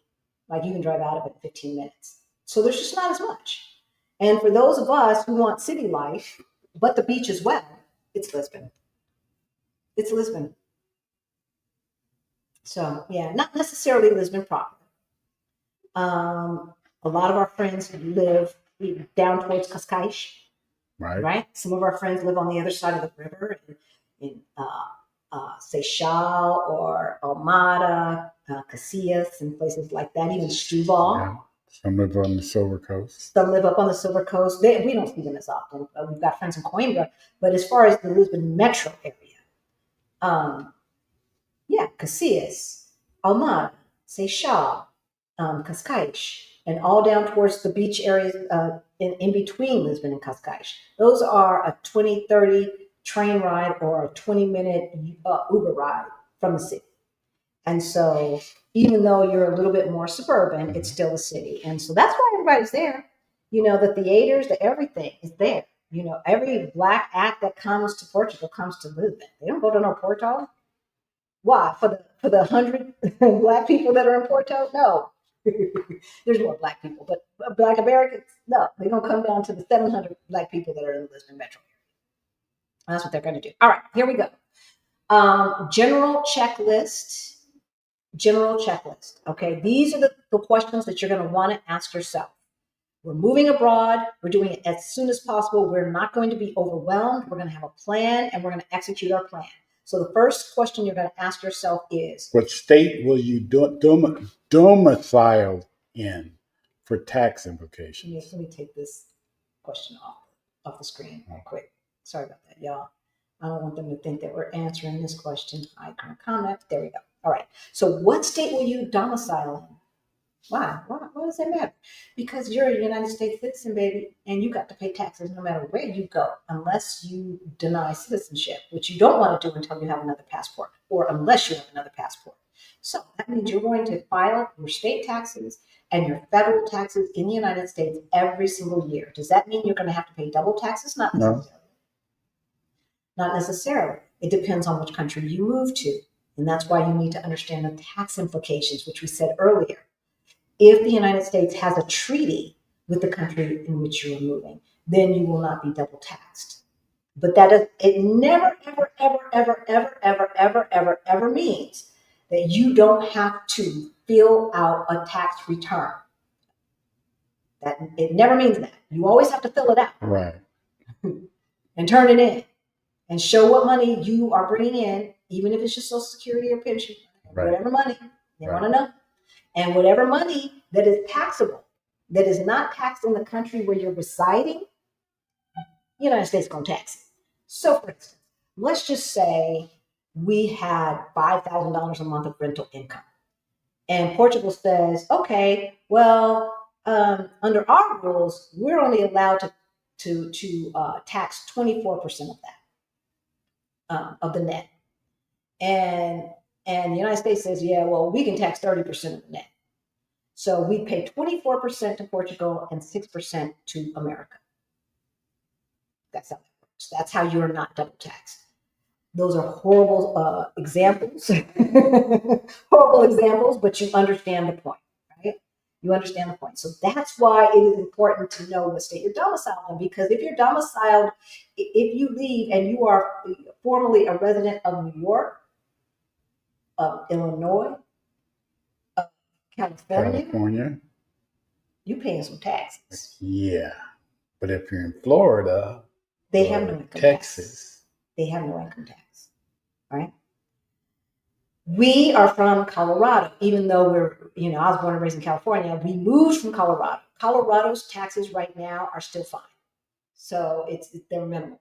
It was not enough for the effort that it would have taken to, like, quote unquote, move to Las Vegas. That's what we would have done. Or Nevada, right? Or maybe Arizona, where again, they have no taxes. The cost of doing that was not worth what we have to pay in Colorado, because Colorado was a former red state. So no taxes, because we don't believe in pooling our resources and making sure everything is okay if we are conservative. Anyway, what we don't want you doing is paying 15, 20, 30% of your taxes to California, because see, there is no treaty between California and Portugal. There is no treaty between New York and another country. That's only federal. So you're still going to have to pay those state taxes. How will you handle your mail? Your old mail from your home country, right? We have maintained our bank accounts. And so the mail for that, we basically made all of our mail electronic. Like all of the important stuff, the bank accounts, credit cards, all of that stuff, we went to paperless. And you should do that anyway, because that's an easy way to steal your identity, is just to go through your trash, go through your mail, steal something, and got out, and they got all your information, right? So we went paperless with every single bill. But then there's still the other mail. Like, if you are not set up with the IRS to get your tax return automatically deposited, that's a piece of mail that's going to come. Yeah. Right? Yeah. Where are your credit cards going? Your renewed credit cards, where are they going? So there are mail companies that will handle your mail. You can pay them to handle your mail. If you don't have a family member you trust or something like that, and you said, you know what, I just want to pay, there are services that will open your mail, that will scan your mail for extra cost, that will send your mail, that will forward your mail, etc. At the very least, if you live in a city that the USPS takes pictures of the mail like they do in Denver, then at least sign up for that for the foreseeable future, so you can see what is going on. Exactly. And you might as well go ahead and get that situated right now. So our mail goes to our property in Colorado, and we have that USPS alert, and we can go into our email and look at all of the mail that comes to that house, so we can alert our youngest son what he needs to do.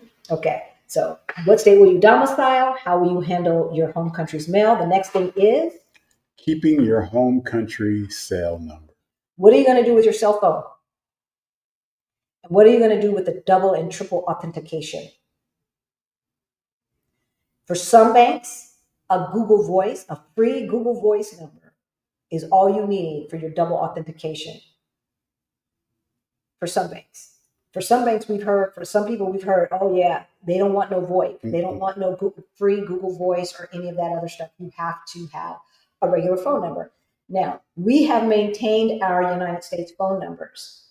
We're with Google Fi. I don't like them. We're looking for something else. If you have an Android or something like that, Google Fi might be fine. But they will start tripping once you're gone for a certain amount of time. So they haven't canceled us. But they're just charging us extra and stuff like that. And I'm just not about that life. So we're going to get rid of that. And whatever we get, we'll let y'all know and let you know how we feel about it. But what are you going to do with your home cell number? My mama was not about to learn something new. She was not. Or learn WhatsApp so she could call me on an international phone number or anything like that. She wasn't about to do that. So I wasn't going to change my phone number. And then I've maintained the American phone number for my double authentication for my accounts. And you've done the same for yours, right? All of them go to your American number. Yeah. Yep. So how will you handle other home country responsibilities? Are you budgeting for those? We're going to talk about the budget in a minute. The next one is... Will you keep your home country health insurance? Or will you need to?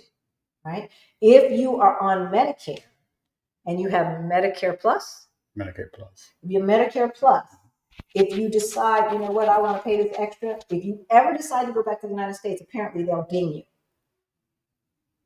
That's the case today. So do your Googles before you go canceling whatever you have there.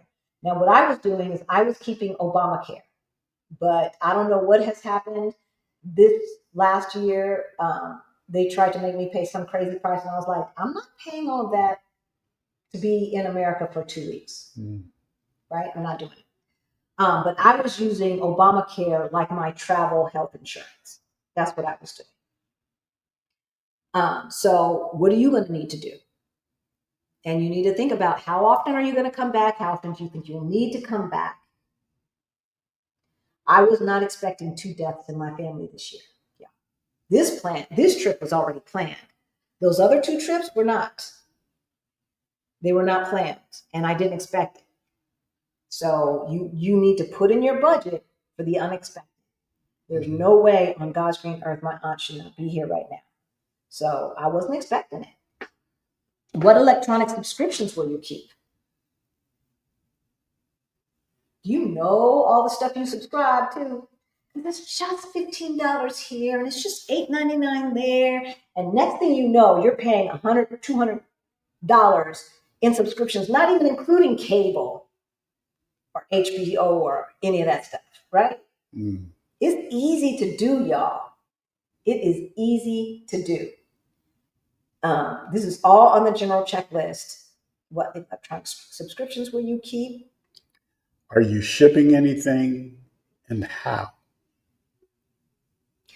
We know people who have shipped cars. We know people who have shipped 4-bedroom, 5,000 square feet worth of crap. And then we know people who just moved with suitcases. We're the suitcase crew. We're the suitcase crew. But look, that still costs money. Right. All of the extra duffel bags that we had to purchase to move our stuff, that was like $1,000. And then to ship them, because I didn't want to carry them all on the airplane and have to deal with that and those big roller carts and all that nonsense. That just did not sound pleasing to me. So I want to switch off of the microphone. Are we getting low on battery? Yep. Okay. So we're probably going to switch microphones in a minute here. So what we did was we purchased the bags, and then we shipped the bags, and the bags arrived 2 days after us. So we went with our carry-on and our check bags, and that was it. And that was what we needed for the next week. And then everything else came a couple of days later. Okay. And whatever country you're moving to should give you some kind of voucher, so you can bring in your initial household items without going through custom charges. Okay. Most countries will allow for that. All right. I'm going to go ahead and start marking some of these questions while Rick takes us off of these microphones. And we've got to learn why they're not staying charged as long, right? They used to stay charged longer.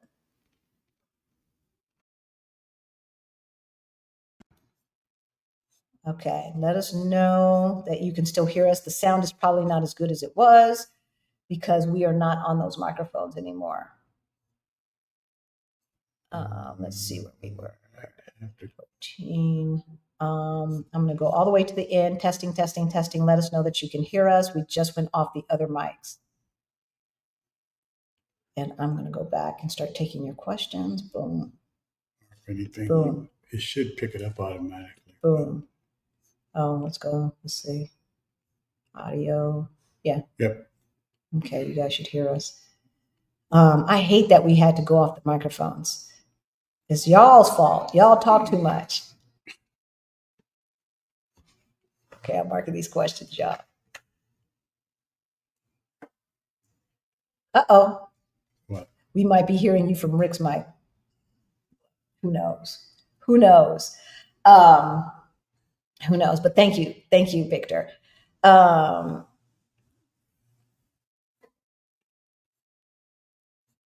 Okay. Oh, that's a new name. You guys are talking to each other. I love it. I love it. This is what I told Anita to do. Look, stop going through all that.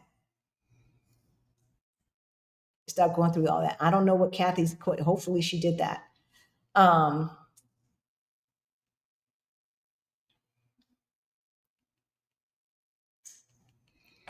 Thank you, Adelia. That's kind of common sense, right? Obviously, Florida cannot say, yes, that is an official California license. How could Florida say that? But sometimes we don't think. So thank you. Thank you, thank you, thank you. And thank you for coming to Ric's birthday. Thank you. It was Yes. so great seeing you. It was so great seeing you. Can you clarify the exact Juneteenth dates for 2026? Yes. So our meetup is always on the Monday and Tuesday of Juneteenth week. Yes, yes. So I'm pulling open the calendar right now. If I can find it, there it is. Year 2026. So for 2026, the official dates are going to be on June 15th and 16th. June 15th and 16th. And then we're probably going to start partying on June 11th with June 11th is probably St. Anthony's Day in Lisbon. And so usually we do St. Anthony's Day, then we do Friday Sangria, then we do Saturday. Saturday is usually we go to breakfast together, and then Sunday, Black Americans in Lisbon usually have a Juneteenth celebration the Sunday before Juneteenth. And then Friday, Juneteenth, we are going to have a small celebration with whichever utopian legends happen to be at the meetup. So the celebration goes from June 11th to June 19th. And there's something going on pretty much every day.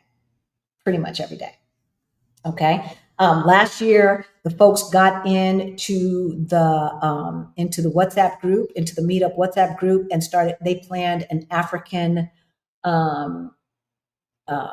food tour. You did the African food tour, didn't you? Yes. Right. I gave up my ticket for Ric's best friend.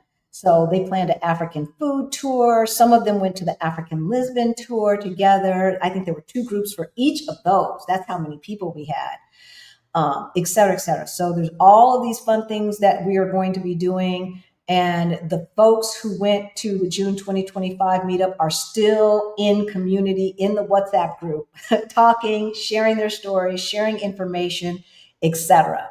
And so from that point of view, that to me made it worth all of the extra work that Ric and I had to do this year that we did not do in previous years. So we are going to have a Zoom call to talk about we'll have one this year, and then we'll probably have one at the beginning of the year to talk about what we expect, the expectations, and to answer all of your questions about the coming meetup. And we'll do that while we're probably still on this trip. So it'll be in the next couple of weeks for you early planners. And then we'll have another one for anybody who makes up their mind a little later. Okay. So if you are on our email list, you will get an email inviting you to register for the Zoom call. So you must be on our email list, and that information is in the description below. Okay. We always have sign up for our email list. I don't send out a lot of emails, y'all. I just don't. I used to send one a week, and I'm trying to get better. I don't. So it's not like you're going to be inundated from us. But you will get pertinent information for when things like this happen.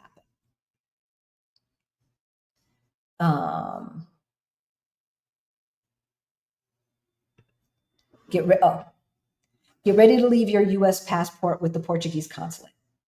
So unless something has changed, this is a choice. But yes, you do have to leave your passport, or you have to pay for their FedEx fees to FedEx it to you.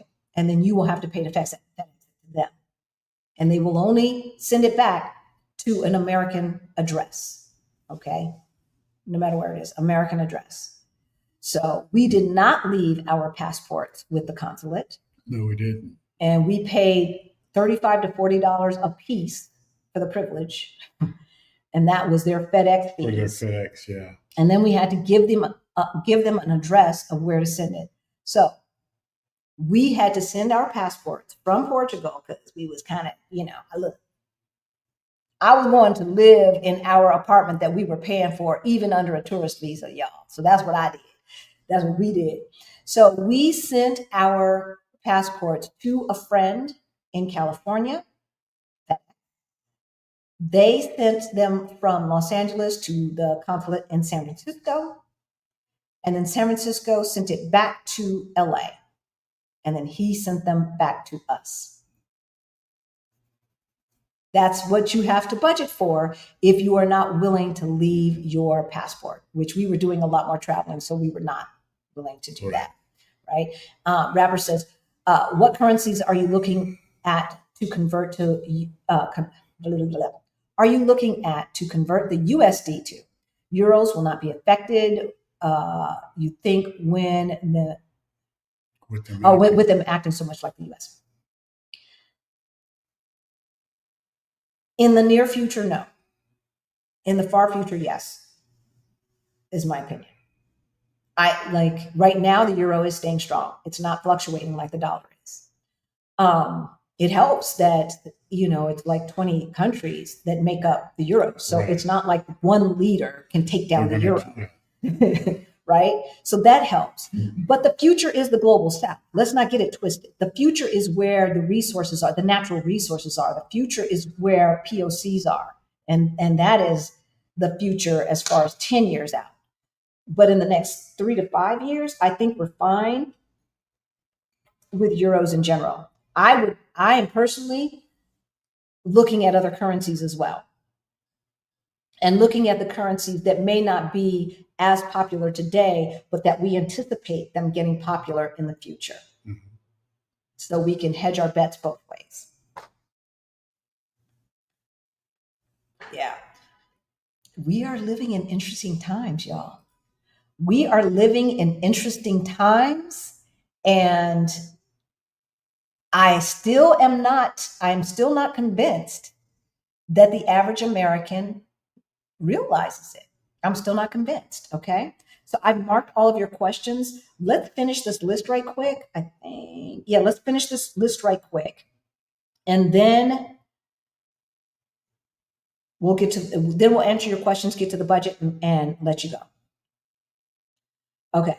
So the list includes, so we talked about health insurance. We talked about electronic subscription. So we said, what state will you domicile in? Who will handle your home country mail?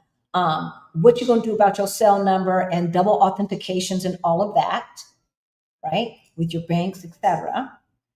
Will you need to keep health insurance in your home country? What electronic subscriptions will you keep? The Hulus, the Netflixes, and all of that, as well as the small app subscriptions. Don't forget about those. Are you shipping anything, and how are you shipping it?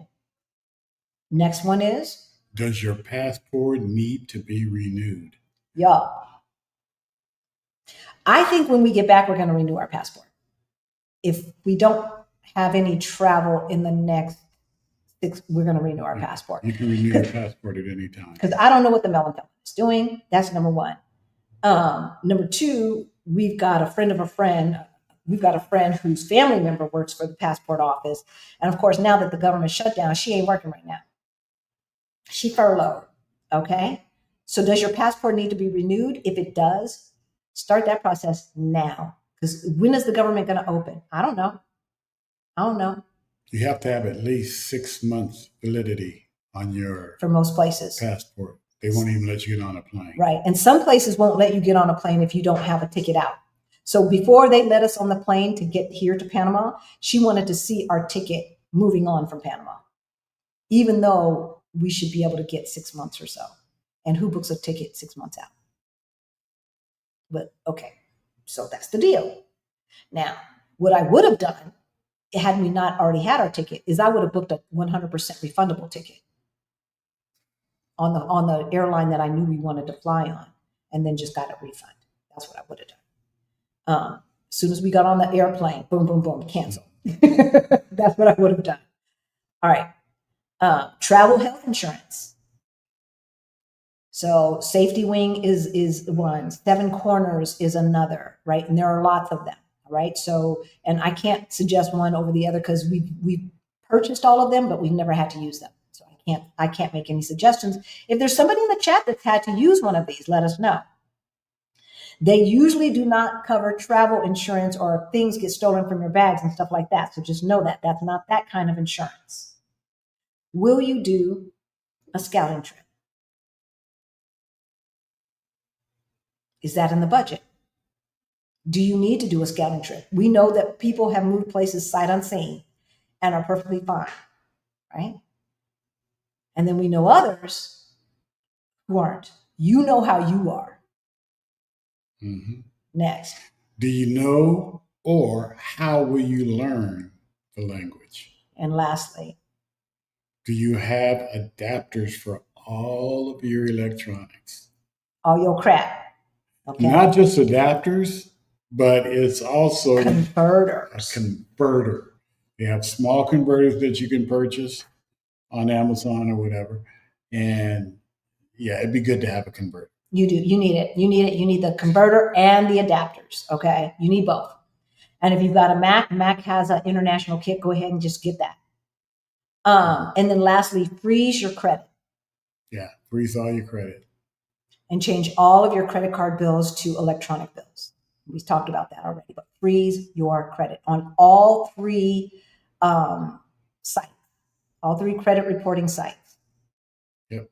TransUnion, Equifax, and Experian. I think it's the other one. It's free. You can undo it and redo it like that. Okay. Click, get that bank card, click it back on, just that quick.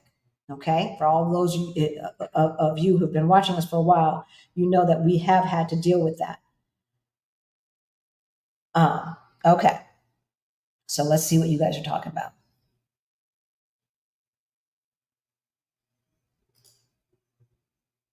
Okay. Talked about that. The office is the last thing I have to do. The office was the first thing that I packed up and sorted out and decluttered. I did that during the wait. Let me get rid of that. I did that during the pandemic when we were supposed to be on them Zoom calls. Yeah, I was decluttering.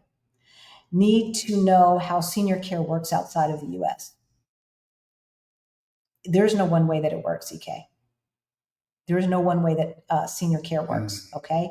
And I'm going to tell you, in Portugal, the idea of nursing homes is just that. There are some, very few. Very few. I think there's some folks looking into starting. In America, we also have another system called board and care that happens in Colorado and in California, both for adult and children care, right? And that's when you get a type of license for a home. For your private home, and maybe you're doing childcare in your private home, and you can have up to like 12 kids without getting the professional license, or maybe 6 kids. I can't remember how many, right? That too does not exist as far as we know in Portugal. And so you're going to have to do your Googles, y'all, and you're going to have to make plans. This is what I'm thinking. I'm trying to create a community where we can share these expenses. Like if it gets to the point where we need somebody, I want to do, Adelia gave me this idea, and I don't know how it works if you're married, but we're going to figure it out. Some kind of Golden Girls type of situation. Labor is a lot less expensive in other countries than it is in America. So to have 2 people dedicated to that household could be more affordable than going into some arbitrary facility. So these are the things that you need to plan for. And we have been planning for that and thinking about how that's going to work if we ever get to that point. The healthcare part of the senior care is taken care of in most countries with universal healthcare. But the feeding, like if you get to the point where it's hard for you to get in and out of the bathtub and stuff like that, or cooking for yourself or whatever have you, there's basics that they use to identify whether you are a person in need or not. And so those rules are different, just like there's not the American Disabilities Act. That's American Disabilities Act. That doesn't mean that there's ADA type accommodations worldwide. So when they look at things like that, infrastructure things, they go, oh, we live in the richest country on earth. Meanwhile, people are dying in the streets from hunger and lack of health care. Oh, all of our curbs are marked. That's for sure. I don't know about you, but I'd rather be responsible for my person who has mobility issues and have universal health care than have blue curbs. That's just me. Of course, I don't have mobility issues, but I'd be willing to take care of my family member if we got universal health care and roll them along. That's for doggone sure. Only bought pet food and paper towels, and even that was expensive. Yes. I don't even want to look to see how much I spent on. I fed people when we were in LA. I made enchiladas. I use ground turkey as opposed to ground beef. I think it was less expensive. What's your insight into why Elizabeth is so strong? Okay, we talked about that. Community is really important. Don't want to feel isolated as in another country, right? We talked about that truly, which is another reason why Lisbon is so strong. Where is the best country to go to? Now, Mountain Mama. You need to check into that because everybody doesn't have the same taste, our needs, our wants, as we've been saying. That's an individual thing. I mean, hell, you might go to Russia and think it's the greatest place in the world. You're not sending me any place where it snows. I will go to the snow with some boards on my feet and slide down the mountain. But if you want to send me to Germany, I don't care if it is the best place for you. It ain't the best place for me because I ain't dealing with that. Right? So what we've been talking about is a list of wants and needs. There is no best country for everybody. It does not exist. But there is a best country for you. And you've got to write your needs and wants list and go through everything else that we're talking about and do your Googles and do your research on what you can afford. And then all of the places that you can afford, which of those places meets most of your needs, if not all, and a good portion of your wants.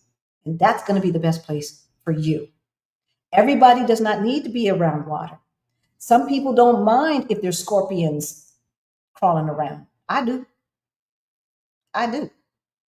Some people, right? So there's never. And that's why we don't like folks coming on here talking about y'all should be moving to the continent. Y'all should, no. We want you to move to where you want to move, to what is best for you, what's going to make you happy, which is going to provide a life of ease for you. That's what we want. For us, that's Portugal. Yeah. Anytime you have somebody, what's the best country or the best place? If they can come out and tell you, I'll give you that information, you really need to look twice at them because no one knows. No one knows. I mean, we could talk about the 10 countries that have the biggest Black expat community. Yeah. And if that's what you need, if that's like a good portion of your needs, then we can list that, right? But we don't, without knowing, there's no way to answer. Have you considered Mint Mobile for a phone company? I have, Kelvin, I have, but I'm not sure how it works outside of the States. And we're in the States rarely, as little as possible. Like it would have only been 3 days this year had I not had those deaths in my family. Or it probably would have been more because I would have wanted to spend more time with my mom and dad. But because I was there before, we spent less time this time. So it probably, a week or two max. Max. So I don't know how Mint Mobile works outside of the United States, but I have been considering it. Matter of fact, on this trip, we're doing some research about how to get out of this Google Fi stuff. Google Voice is actually a landline number, so it doesn't work for all authentications. Right, it does not. But we know people who use Google Voice for their double authentication, so we can't say that it never works. But we also know people who said it didn't work for them. Okay, so we know both those. And it just depends on, and I can't tell you which banks or any of that because I didn't ask and I don't remember. You're going to have to do your Googles and check it out, right? If you are on the ACA health insurance, have you been notified of the premium increasing for 2026? Is this even something worth keeping when abroad? Right? Like what is true for the ACA in New York is not true for the ACA in New York, Florida, which is not true in Cali, which is not true in Denver. So this is something that y'all are going to have to evaluate, right? In California, they probably still have a pretty strong, I know their Medicaid, which is their Medicaid, which is called Medi-Cal, in California is very, very strong and has huge local support from local monies. They probably won't be as affected as poorly, as bad as Colorado will be, because Colorado doesn't have a lot of extra money. So I could see their premiums going up at a higher percentage rate than in California. So yeah, y'all gonna have to do your Googles and see. We'll see what it's gonna be like for 2026. I don't have it in 2025, so I didn't get a notification, but I am gonna try to apply in the next month or so for 2026 once we get our taxes done and see what they say, just in case. And yeah, I ain't paid. Look, if it's anything over $25 a month, I'm not paying it. So whatever that is, $200 a year, something like that. Anything more than that for a just in case, to me, is ridiculous. Just in case we go back. I don't want to go back in 2026. And I'm telling you, if my mom had an iPad, I will not be going back in 2026 if she had an iPad and we could FaceTime all the time. I would not. Yes, yes, yes.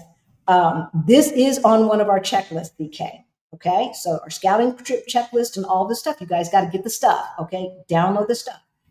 Get a VPN. Now, some banks are stupid and will not let you log in with the VPN, but they will let you log in from BFE. Go figure. Go figure. But you'll definitely want to get a VPN because in most other countries, you can get free Wi-Fi, y'all. Not necessarily good Wi-Fi, but you're out there in the streets, you can log into the city Wi-Fi. Most restaurants will allow you to use their Wi-Fi. It's rare when we go to a place and don't have access to Wi-Fi. But now that you're on that public Wi-Fi, you want to have a VPN to make sure that you're keeping yourself digitally safe. And that's another good reason to have a VPN besides getting Netflix from all over the world. Texas doesn't have state taxes. Yep. Nor do they tax Social Security benefits. Yep.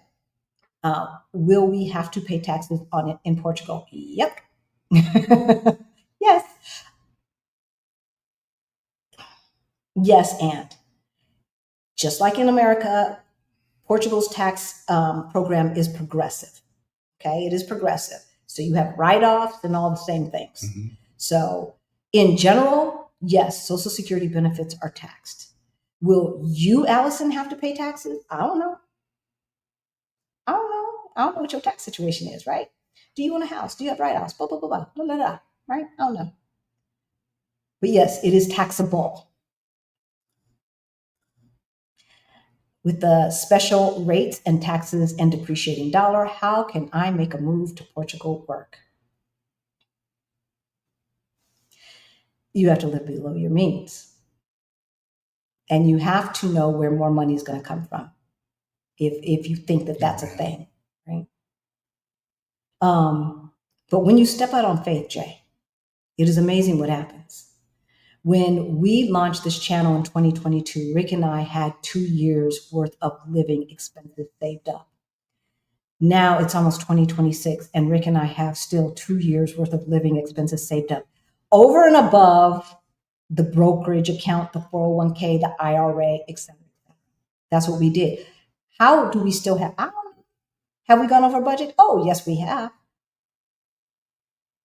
We have. I don't know. Money just comes. Money just flows. It just comes. So I don't worry about it. I don't spend unnecessarily either, nor do I spend stupidly. But I don't trip. I don't worry. And so one of the things that we did is that we transferred a huge chunk of money. I said a year's worth when things happened. So when we transferred a huge chunk of money to Portugal, right after the election, kind of like, because I knew, and I told y'all what was going to happen. I told y'all what was going to happen, and it happened, and it's happening. So we transferred a big chunk of money, so we don't feel the up and down, up and down, up and down of the dollar going up and down like that. We don't feel it because all the money's in. We've got a huge chunk of money in euros right now, and we're going to move even more as soon as I figure out. Talk to our tax person and figure out what the situation is with investing, because we can invest through our bank. They have a brokerage account situation. And so as soon as I figure that out and see what the tax ramifications are, we'll probably move even more money. I'm trying to move as much money out of the United States as possible because I don't trust that he will not start trying to take our money and just put a freeze, like they do drug dealers, right? How that law should go away, as a matter of fact, where you can just seize a quote unquote suspected drug dealer's property. You can seize everything, and then they haven't even been proven guilty. Those laws have to come off the book. But because those laws are on the book, right, that's going to give the melon felon ideas about what he wants to do to enslave Black people, because that's the goal. That's one of the goals too. We offer one-on-one coaching, and we can work directly with you and your financial situation to see how you can make that work, right? Because right now we're just answering in general. But if you need help, we offer that, and that information is in the description below. What if you can't take the COVID shot because of a pre-existing condition? Are some of the countries still? No, nobody's requiring that anymore. Thank God. Yeah, nobody's requiring that anymore. This week, I shouldn't say that. No place that we have investigated is requiring that anymore. Okay. I mean, people still offer it, but well, yeah, you can get a COVID shot if you want it, but yeah, we have not traveled to any place nor researched any place that is requiring proof of COVID vaccination or that you don't have it. But it can change at any time. That's today, September 2025. Right? This week, Dominica, St. Vincent, Barbados, and Belize now have freedom of movement to each other's countries. Yes. All right. All of our diaspora people. If parents from these countries, citizenship by descent, yep, you have the right to live for other places. That is wonderful. I know that we have a lot of utopians who are from the Caribbean themselves, or their parents are from the Caribbean. And I'm telling y'all, get that passport. Get it. It doesn't matter what the value is of it today. That has nothing to do with future value. Get that passport. Get that passport. Thank you, Wayne. Yay. New member. Hey, Wayne. New member. Okay, y'all. An hour before we start, we get together, all the members of this channel, and we chitty chat on Zoom with our cameras on while we're getting ready to go live about all of the things. Now, we are going to move on to the scouting trip checklist. If you are going to move abroad, some of you are going to need to do a scouting trip, especially if you are not well-traveled or you've never lived out of the country. Even if you've lived out of the country with another company, maybe you don't need to do a scouting trip. If you lived out of the country with the military and lived on base, you might need to do a scouting trip. Yeah. If you lived off base, maybe not. You get it? You know what you need to do. If you know your way around, you've been there. Yeah. Now we have a whole scouting trip checklist that is free, and it is under like other resources or something like that in the description. But we're going to talk about a few things that you're going to want to think about as you plan your scouting trip. Now, the first thing you're going to bring with you is your list of needs and wants. Don't get out in these international streets and get all emotional. Oh my God. Look. And look how inexpensive, and this and that and the other. Ain't looked at no needs, ain't looked at no wants. You don't know if you can get your prescriptions there. You ain't checked out no pharmacy. Can you get your hair care products? Where you gonna get your hair care products from? Can you ship stuff? You ain't checked out nothing.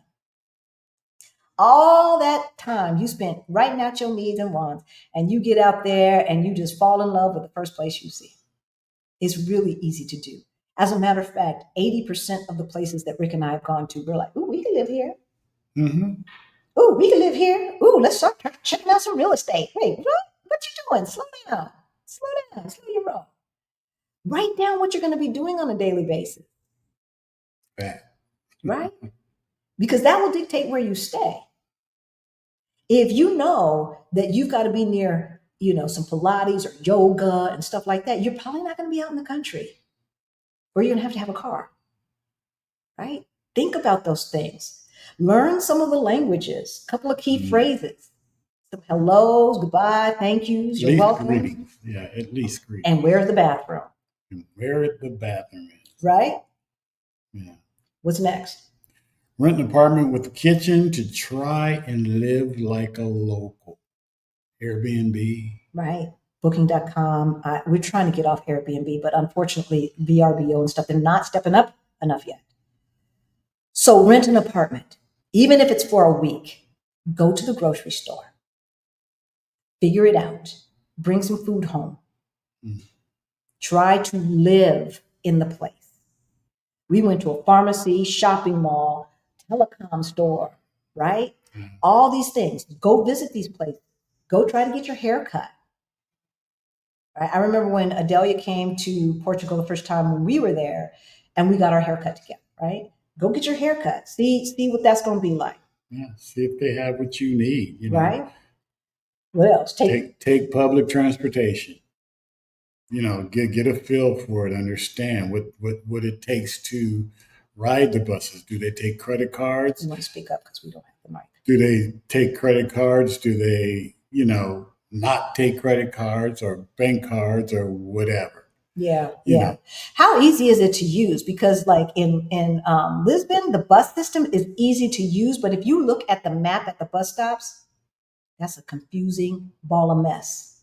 It's confusing. If I don't use City Mapper, which unfortunately does not work here in Panama City, City Mapper, me and the buses we ain't having fun. We are not having fun, right? But taking public transportation and walking around neighborhoods will have you get an understanding of the vibe, the feel. Do you feel safe? And visit those neighborhoods on all times of the day. Yeah, because a lot of neighborhoods, especially in Europe and stuff, are not like they are in the United States, where you're going to run into Karens and everybody else. Worried about having the police called on you or anything. Yeah.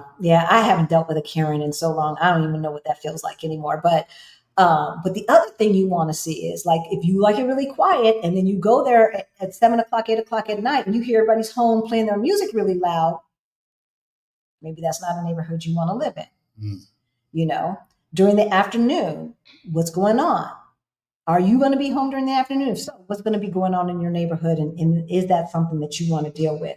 Now, I have to say, we have a karaoke concert every weekend in Lisbon, just about. The music be loud and echoing off of the courtyard walls, and then they be singing to the top of their lungs. Oh my gosh. In concert, y'all, in concert. So these are just some of the things that you might have to put up with. To me, I'd rather know that there's life around us, right, than have it quiet. But then I'm born and raised in LA. So, yeah. As we said, you want to check out the healthcare system, and insurance options, check accessibility, where hospitals are, if they have clinics around, prescriptions. Do they have the type of medication that you are taking there? A lot of times they will not have the brand per se, or it may be called something different. Because I bought some Neosporin, and it's called Neosporin, but it does not look like Neosporin. And I don't think Neosporin is a generic name. Yeah, I was given Tylenol by a doctor in Portugal, and it is not called Tylenol. But it is. What did the Mellon felon call it? Acetaminophen? Birth certificates and marriage licenses. All right. You want to take those with you, because we needed those when we opened up a bank account in Portugal. So take what you think you need if you're going to be opening up a bank account on your scouting trip or something like that. If I were going to a place that has not a strong currency, but a stable currency, okay, that's what you're looking for, because what is strong today is not necessarily strong tomorrow, and vice versa. So you're looking for stability. Unlike, you don't want it going like this all the time. Okay, it's got to be stable, right? Up and down, 2-3%, like that. Okay, so yeah, I would open up a bank account in Mexico. Why not? Yeah. I would open up a bank account here in Panama, even though it's dollars, right? Why not? Okay. Last but not least, the move abroad budget. There's two budgets that you're going to prepare. One is how much is it going to cost you to make the move? And then two, you're going to budget for what is your life going to look like? What is your daily life? And I'm going to tell you, unless you are brilliantly special, that first year is going to cost more than the other years.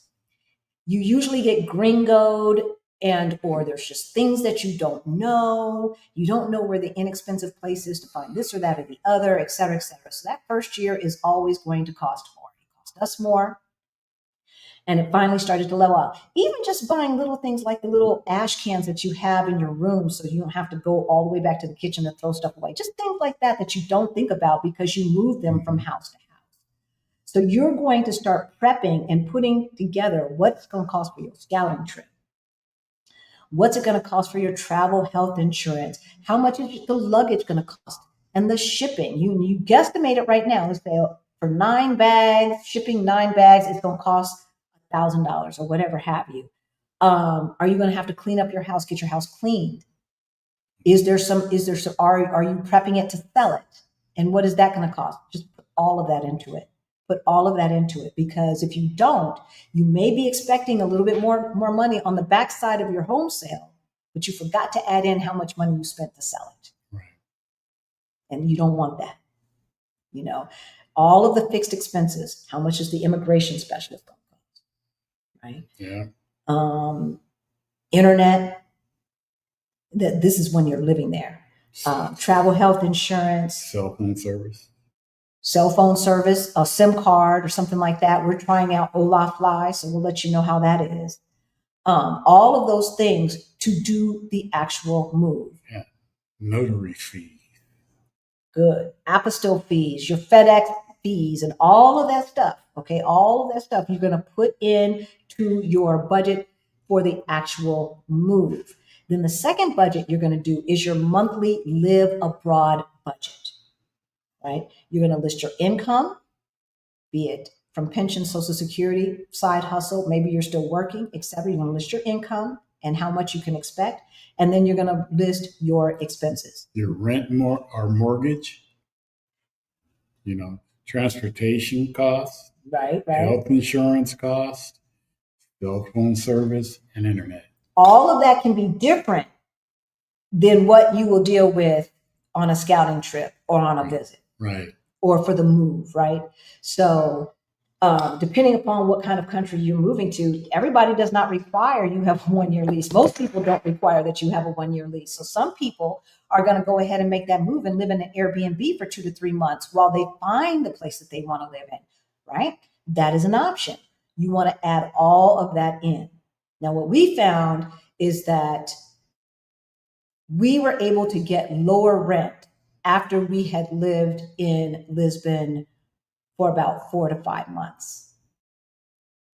And then we started finding out the cheaper places to get other stuff, right?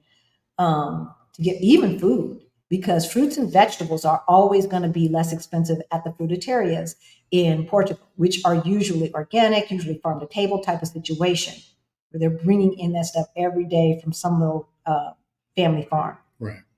And they don't have all of the choices that you're going to have in your big Pingo Dos, your Continents, your Piggly Wiggly or La Comer's and places like that. It's not going to be like that, right? It's going to be your little corner store, but you get the best of the best fruits and vegetables. And once we learned that, I started planning meals and stuff around what was available as opposed to what I wanted. 1, because of cost. 2, because it's healthier to eat what's in season than to eat imported stuff. You're going to make a summary of your other bills. What are your utilities? What going to be like? If you don't know, go into the Facebook expat groups. Those databases also show basic utilities, so you can compare what it says in those databases that we talked about versus what they are talking about in the expat group. Okay. And then once you've got that budget, and this is the last thing, once you've got that budget, you are going to put together your savings plan if that's something that you need to do. And our Move Abroad Toolkit will help you with that and will let you mark out your savings if it's a year out or if it's a few months out. How much do you need to save per month to make that happen? Okay. And that's what we had. That is how you move abroad. We got questions from people asking if you needed a visa to go visit Panama. Okay, that lets us know that that person has not traveled a lot or has not made the arrangements themselves. Okay, nothing wrong with that. We all got to start somewhere, but that let us know that there's more that we need to review some stuff that we have been talking about before. That don't understand, the power of the power now of the U.S. passport and where it will get you without having to have special visas and stuff like that. Not saying it never changes or will never change because who knows anymore. Right. But, it's like you don't need a visa to visit, to go on a tourist visa. Yeah, for most places, you get a visa upon arrival. Now, there's some things changing in the EU, but that's not until the end of next year. Yeah, we've talked about that before. They've been playing around with that ETIAS since 2023, and they keep pushing it out next year.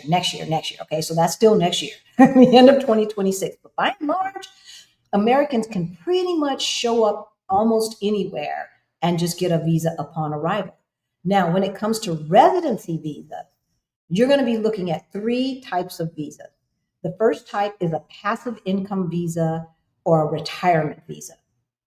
The second one could be like a remote worker visa or a digital nomad visa. And then the third one may be a student visa. Okay.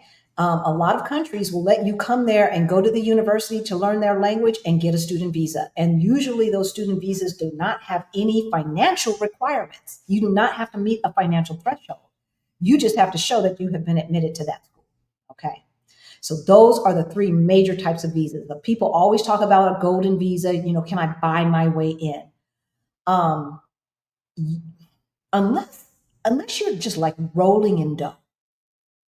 I mean, like really rolling in dough. I'm not sure that a golden visa is the best for the majority of our audience. And when I say rolling in dough, I mean you can write a $500,000 check and it feels like you only wrote a $5,000 check. To me, that's rolling in dough. So if that's not the case, then a golden visa probably is not for you at this point in time. Oftentimes with golden visas, you end up overpaying for property because they got you. Right? You don't want to do that. No. Right? You do not want to be overpaying for property. But if you got it like that and you want a quicker exit, then a golden visa may be what you want. Okay? As I said, the majority of people, that's not something. And of course, Portugal no longer has a golden visa when it comes to real estate. The only kind of golden visa you can get in Portugal now is if you are going to open up a business that can hire a certain amount of people. And it probably should have been like that from the first place. Thank you, Tashika. We appreciate you. Elizabeth has her go back ready. All right, that's all I'm saying. And we have had a go bag in the United States ever since I got into politics and I started hearing from people who were in the know talking about they had go bags, which included our passport, some cash, some clothing, some essentials, some prescriptions, et cetera, et cetera. Because we are living in interesting times, y'all. We are living in interesting times, and I don't want you to not know. So, hey, Antonio. So he's talking about what is available in Portugal and in other parts of Europe as well, because Mio is in other places. Vodafone is in other places. We see those in other places we might have.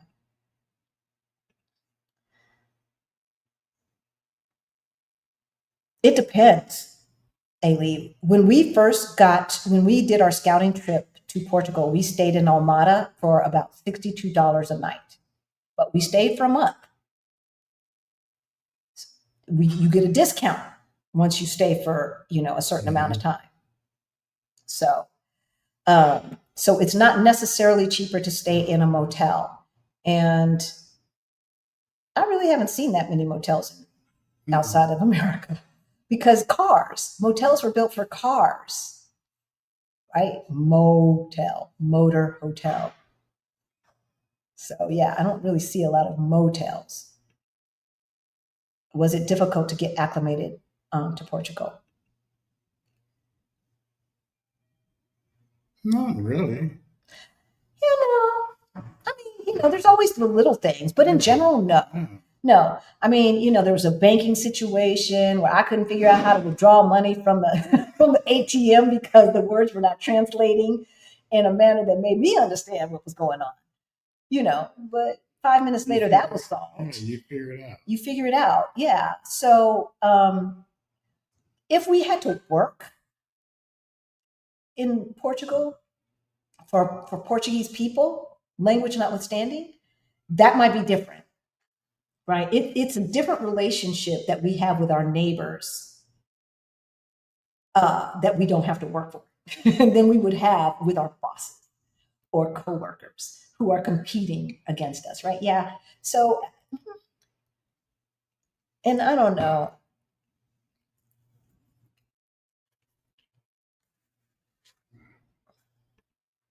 CK says she walked into a pharmacy and gave her symptoms. The pharmacist gave her medication to aid her. No doctor prescription necessary. Yes, they will do that in Portugal. They do that in Mexico. They do that in a lot of places. The pharmacists outside of the United States seem to have more power. Again, we have not been everywhere. Everywhere that we've been to, it seems like pharmacists have more power in other places and can prescribe stuff, so to speak.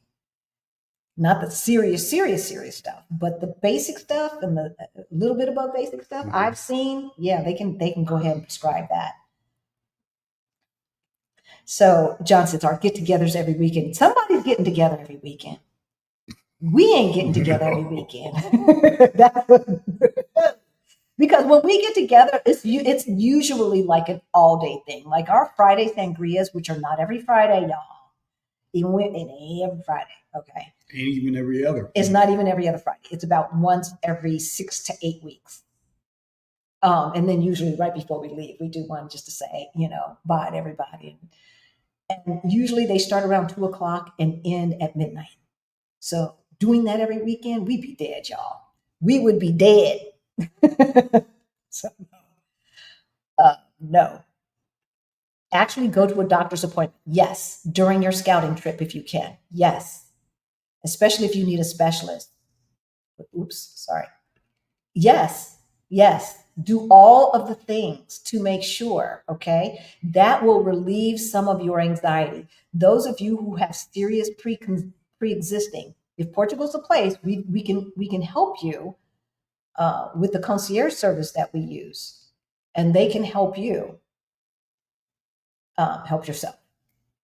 For those of you who have serious pre-existing and things like that, you will want to do your pre-work ahead of time. And yes, meet with specialists and doctors, if not have a full-blown appointment. That is possible. That is possible. No, we do not have a list of stable currencies, but I bet ChatGPT does.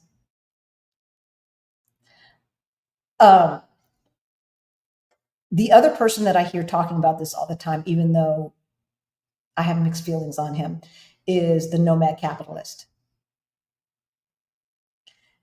The mixture is probably just because he's a privileged white boy.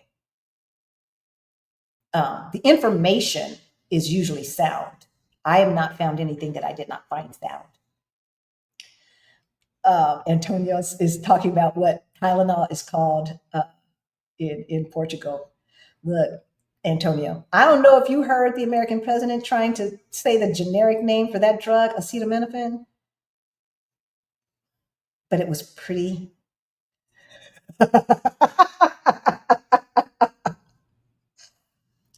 Release the files. Release the files. We're not forgetting about them Epstein files. We're not going to let you get away with diddling little girls. Don't think that's going to go away. We ain't forgetting. Epstein Aminophin. That's funny. That is funny. All right. I think we got them all. I think we've got them all. Wow. 5 states. Oh my goodness. Right? I'm just saying. I am just saying. Okay, I think we did it. I think we did it, y'all. I don't see any more questions. If you have got a question that we did not see, and it's burning, put a Q in front of it, and I will look at the end. It looks like we got all of them. What's that CK talking about? No, Benita. Hubby wants to know if they tax veterans' disability checks. In Portugal, no. As long as you are not a citizen, they do not tax government things. And I think for military, that might even exceed when you're a citizen, but I'm not sure. So we'll have to ask about that, and you can ask the tax person about that. But as a non-citizen, government pensions are not taxed. So yeah.